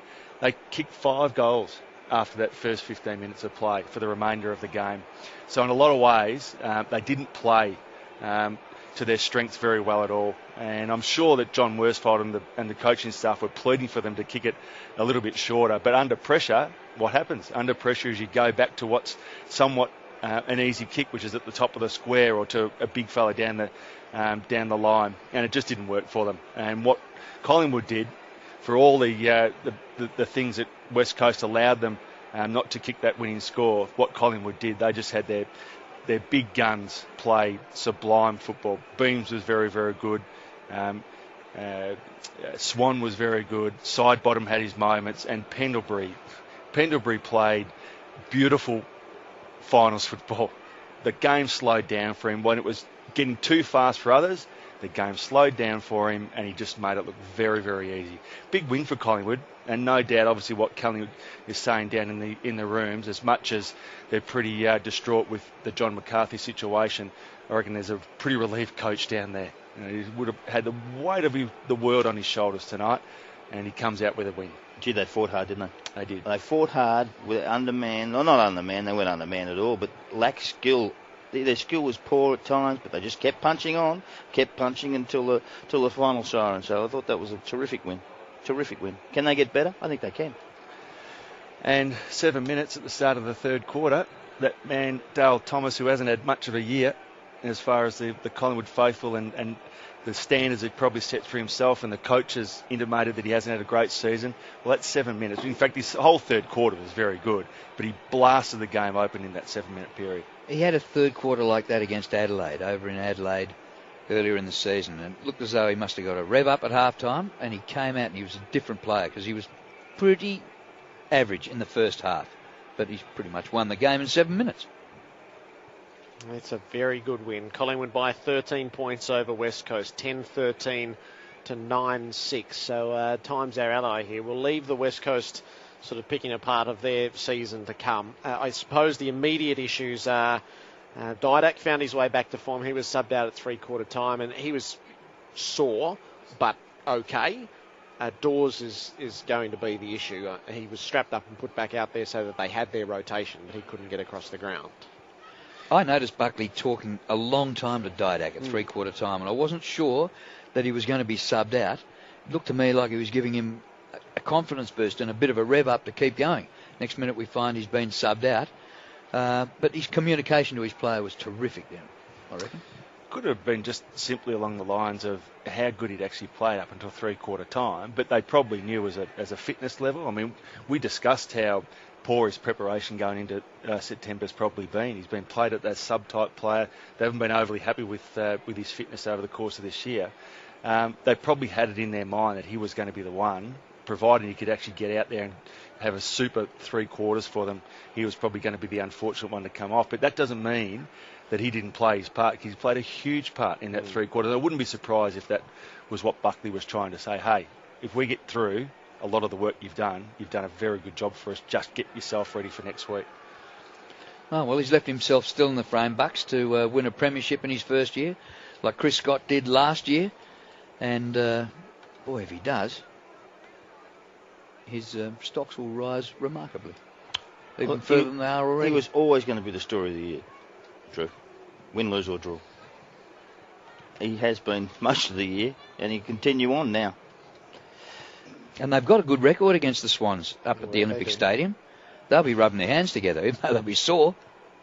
And the Swans have had the week off, and they've just probably watched on TV and thought, you're beauty. Go in harder. Yes, knock them about. Hit them harder.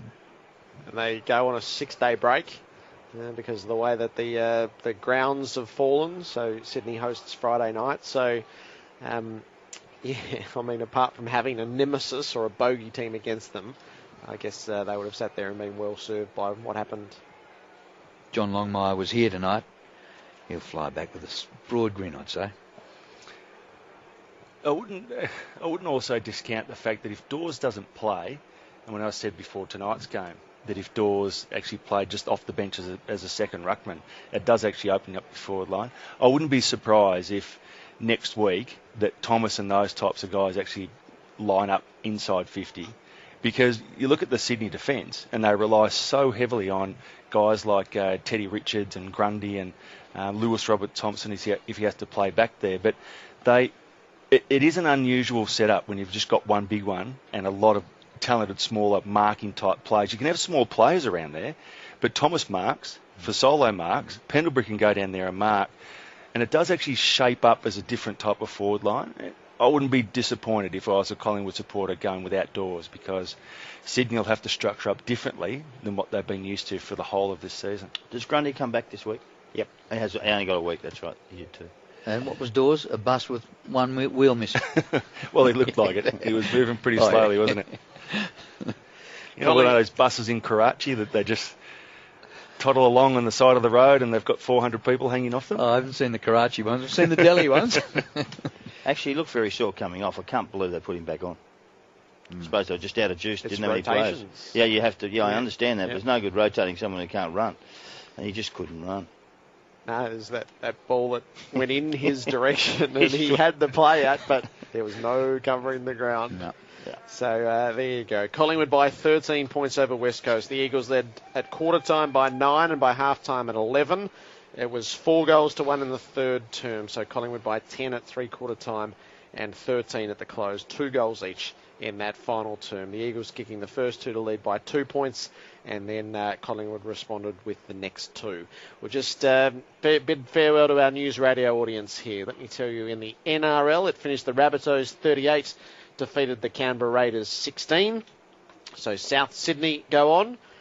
So the NRL's gone the same way as the AFL, with the two teams with the double chance winning their way through. So the NRL's about to get a lesson in how difficult it is to supplant those top 4 teams, as history just reinforces itself in the AFL season after season. The top 4 is the last 4. Collingwood to travel to Sydney to meet the Swans, Hawthorn to host Adelaide next weekend.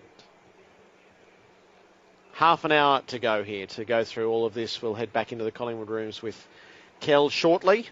That's good. It'll give Brunton Avenue a chance to clear. No point in leaving now anyway.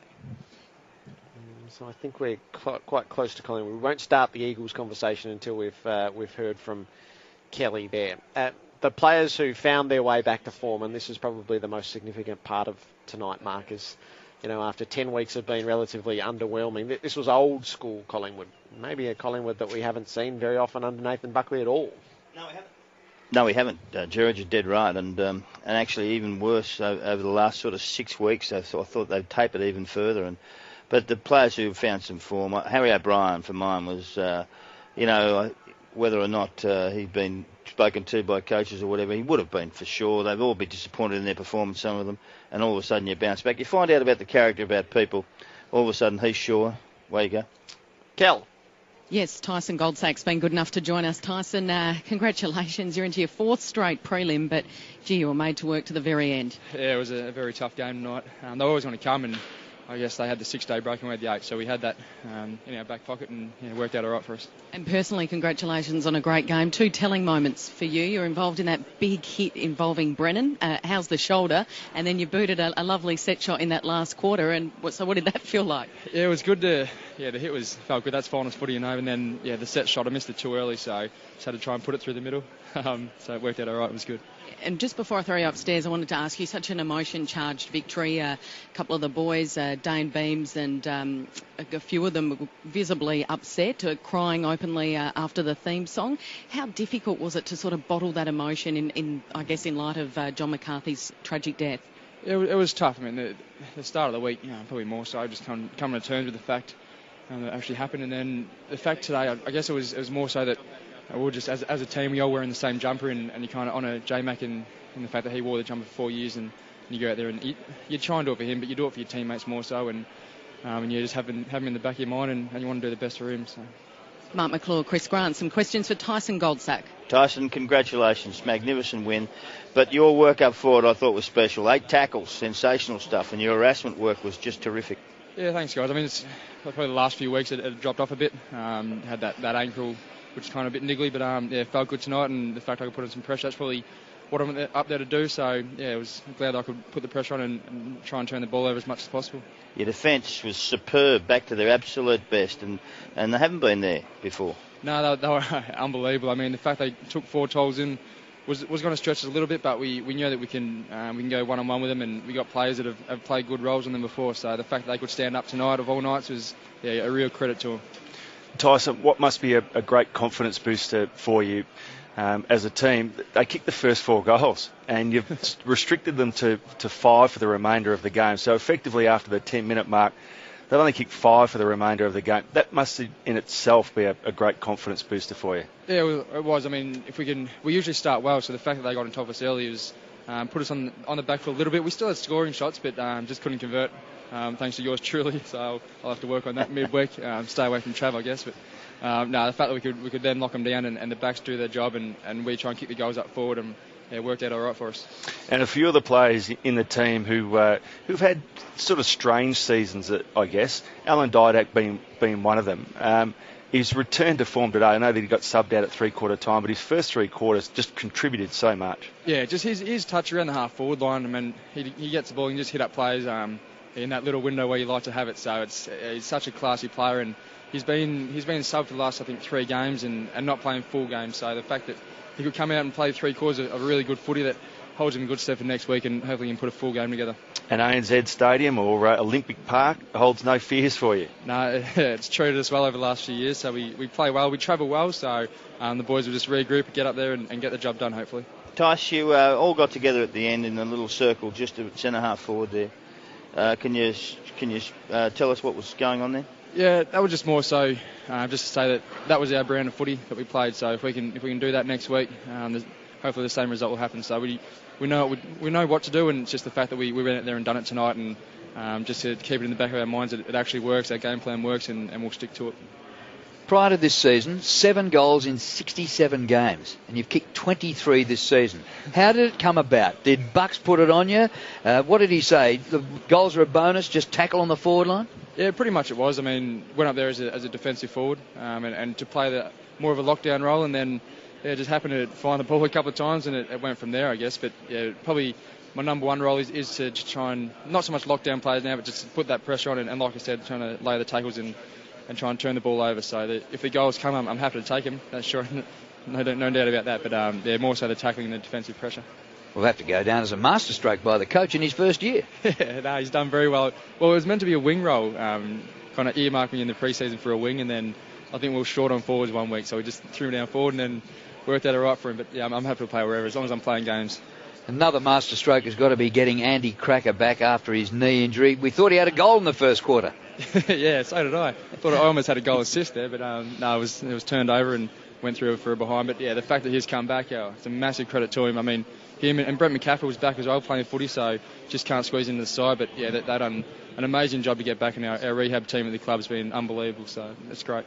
Do you have some sense, Tyson, that this is a really good result for Nathan Buckley in his first year? I mean, you guys have been together for a long time, and while he's been part of that, he's the coach now, and to go in straight sets would have been a tremendously bad result for him, let alone the team. Oh, yeah, no doubt. I mean, you try and win finals, so yeah, he's done really well. I mean, he's a perfect coach. He's got a good game plan and good coaches, assistant coaches behind him. So there was always going to be teething, and there was a little bit of that early in the season. But yeah, the boys we regrouped and got our stuff together. Sorry about that. That's all right. It's after 10:30. That's fine. Got our game plan together during the year, and now we're playing some decent footy and 4 quarters of it. So. Plenty of packing a menu, mate. Yeah, definitely is. Good stuff, Tyson. Well done. Great. Thanks, guys. Tyson Goldsack with us in the Collingwood rooms. 10-13-73 the Pies over West Coast 9-6-60. You were just going through the players improvement that improved. Yeah, I talked about Shaw, his improvement. When he went back to his spot down back and he found his way to have a loose man at some stage, and sometimes Harry has a loose man. I thought that was really good stuff for them.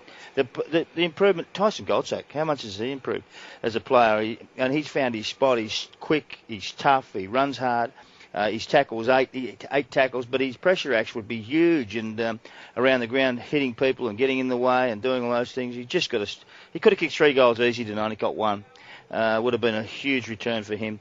You know, I really believe that, some of the kids there Brown's improving slowly. Tuvi's back towards where he was before. He got really hurt a long time. Benny Johnson, what a return Ben Johnson has from a big injury that cost him 12 or 13 weeks or 14 weeks or whatever it was. He's back and he's enjoying himself. You can see him. He's a very important part of that football club. Sharad Willingham had a lapse for 3 or 4 weeks when he came back. So there's a whole host of players there that have improved and got better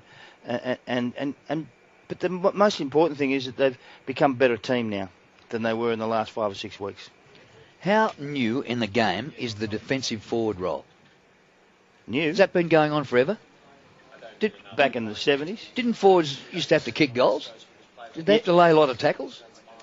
I reckon there was players like plenty of them, Schimmelbusch and Flower, who played off a half-back flank, who players went out just, sorry son, but you line up on Robbie Flower today on a half-back flank. Your job is to stop him. I reckon it's been going for a while. It's been going for a long time, mate. Very long time. So we're about to talk to Dale Thomas, I think. So Collingwood by 13 points over West Coast. Just the numbers on preliminary finalists. We've had... we'll go down and join Kelly. Kel? Thanks, Jared. Take two. We are here. Dale Thomas standing alongside of me. Daisy, congratulations. You're into another prelim, and yourself personally, you turned the game on its head in that third term with a hat-trick. What does it feel like to set the MCG alight on a big finals occasion? Oh, look, it's certainly good to get a win any time, and a big game like this, fantastic the way the boys went about it for 4 quarters, really dug in, really cracked in for the full 4 quarters, and that's what it took. We knew that's what it was going to take, and just wrapped to get the result. How physically taxing, how gruelling was that compared to your regular season match? I think all finals are pretty taxing, and it definitely steps up from the in-season games, the home and away games. So last week was no difference. It was a big physical game, and coming up again this week against Sydney, it'll be another one of those. But this is what this is why you play footy. You play it for finals, you play it for the contest, and to the boys' credit, we probably won that tonight. It was a tight-knit little circle as you belted out the theme song and then straight into for Bucks to have a few words. What was his message? Oh, pretty positive. It was just more going through the week, what we got ahead, just getting to the rehab and recovery. But the message has been simple all along, that if you bring that effort and that want and desire, that you'll be in the game for long enough and give yourself a chance to win it. And we took enough opportunities tonight and won the game. Mark McClure and Chris Grant are upstairs far away. Dale Thomas. Dale, Chris Grant here. Congratulations on tonight.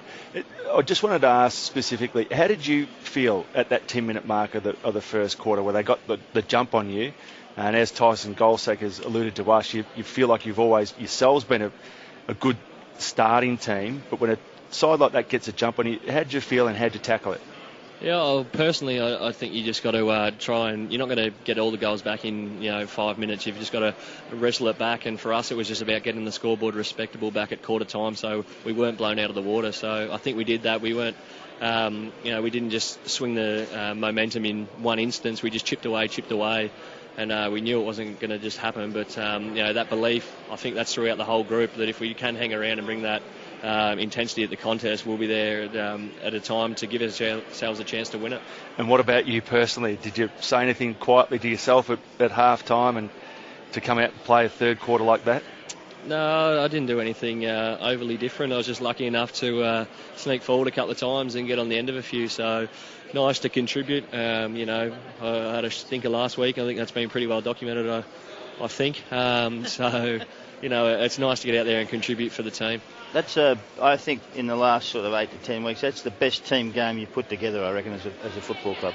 Yeah, I think we've certainly been building towards a game like that. Last week, although we didn't get the result we're after, I think was a positive step in that direction, and we took great confidence out of that, although it was a loss. The way we went about it and the attack on the footy, we knew if we brought that again tonight, we'd be there at some stage and give ourselves a chance to win it, and fortunately enough, we took our opportunities and came away the victor. I think you had a different attack this week than you did last week. You attacked some personnel last week, but this time you actually had your eyes right on the ball and focused on what you wanted to do. Yeah, well, that's your opinion. I don't think there was anything made of that internally. It's each individual how they go about playing their opponent, but tonight it was a fantastic team effort. I know you're not going to give him a slap, but how would you reckon that Bucks has gone in his first year as coach? I think he's been fantastic. I'd tell you if I thought otherwise. He's met the challenges of the first couple of weeks head on. Looking back, we were 1 win and 2 losses, I think, early on. We got the hiding from Carlton, and there was people questioning a lot of things. So the way he's handled himself all through that, he's got the boys right behind him. We got full belief in his game plan and what he wants us to execute us to do. And when we do that, we produce performances like tonight. We just want him to kick the ball to you in the rooms before the game. Yeah, well, the last time we tried that was before that Carlton game I speak of. Well, did you say you sacked him? Yes, or he sacked me. And Dale, on a sombre note, John McCarthy's funeral is likely to be in this coming week.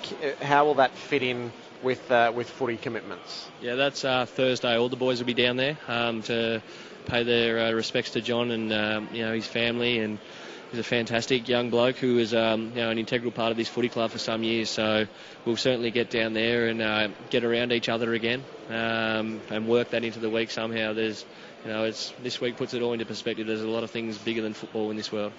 So when and you have to get to Sydney at some stage as well. Do you know how that's going to pan out?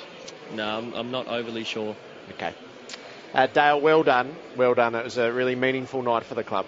Thank you. Good on you guys. Dale Thomas with us in the Collingwood room.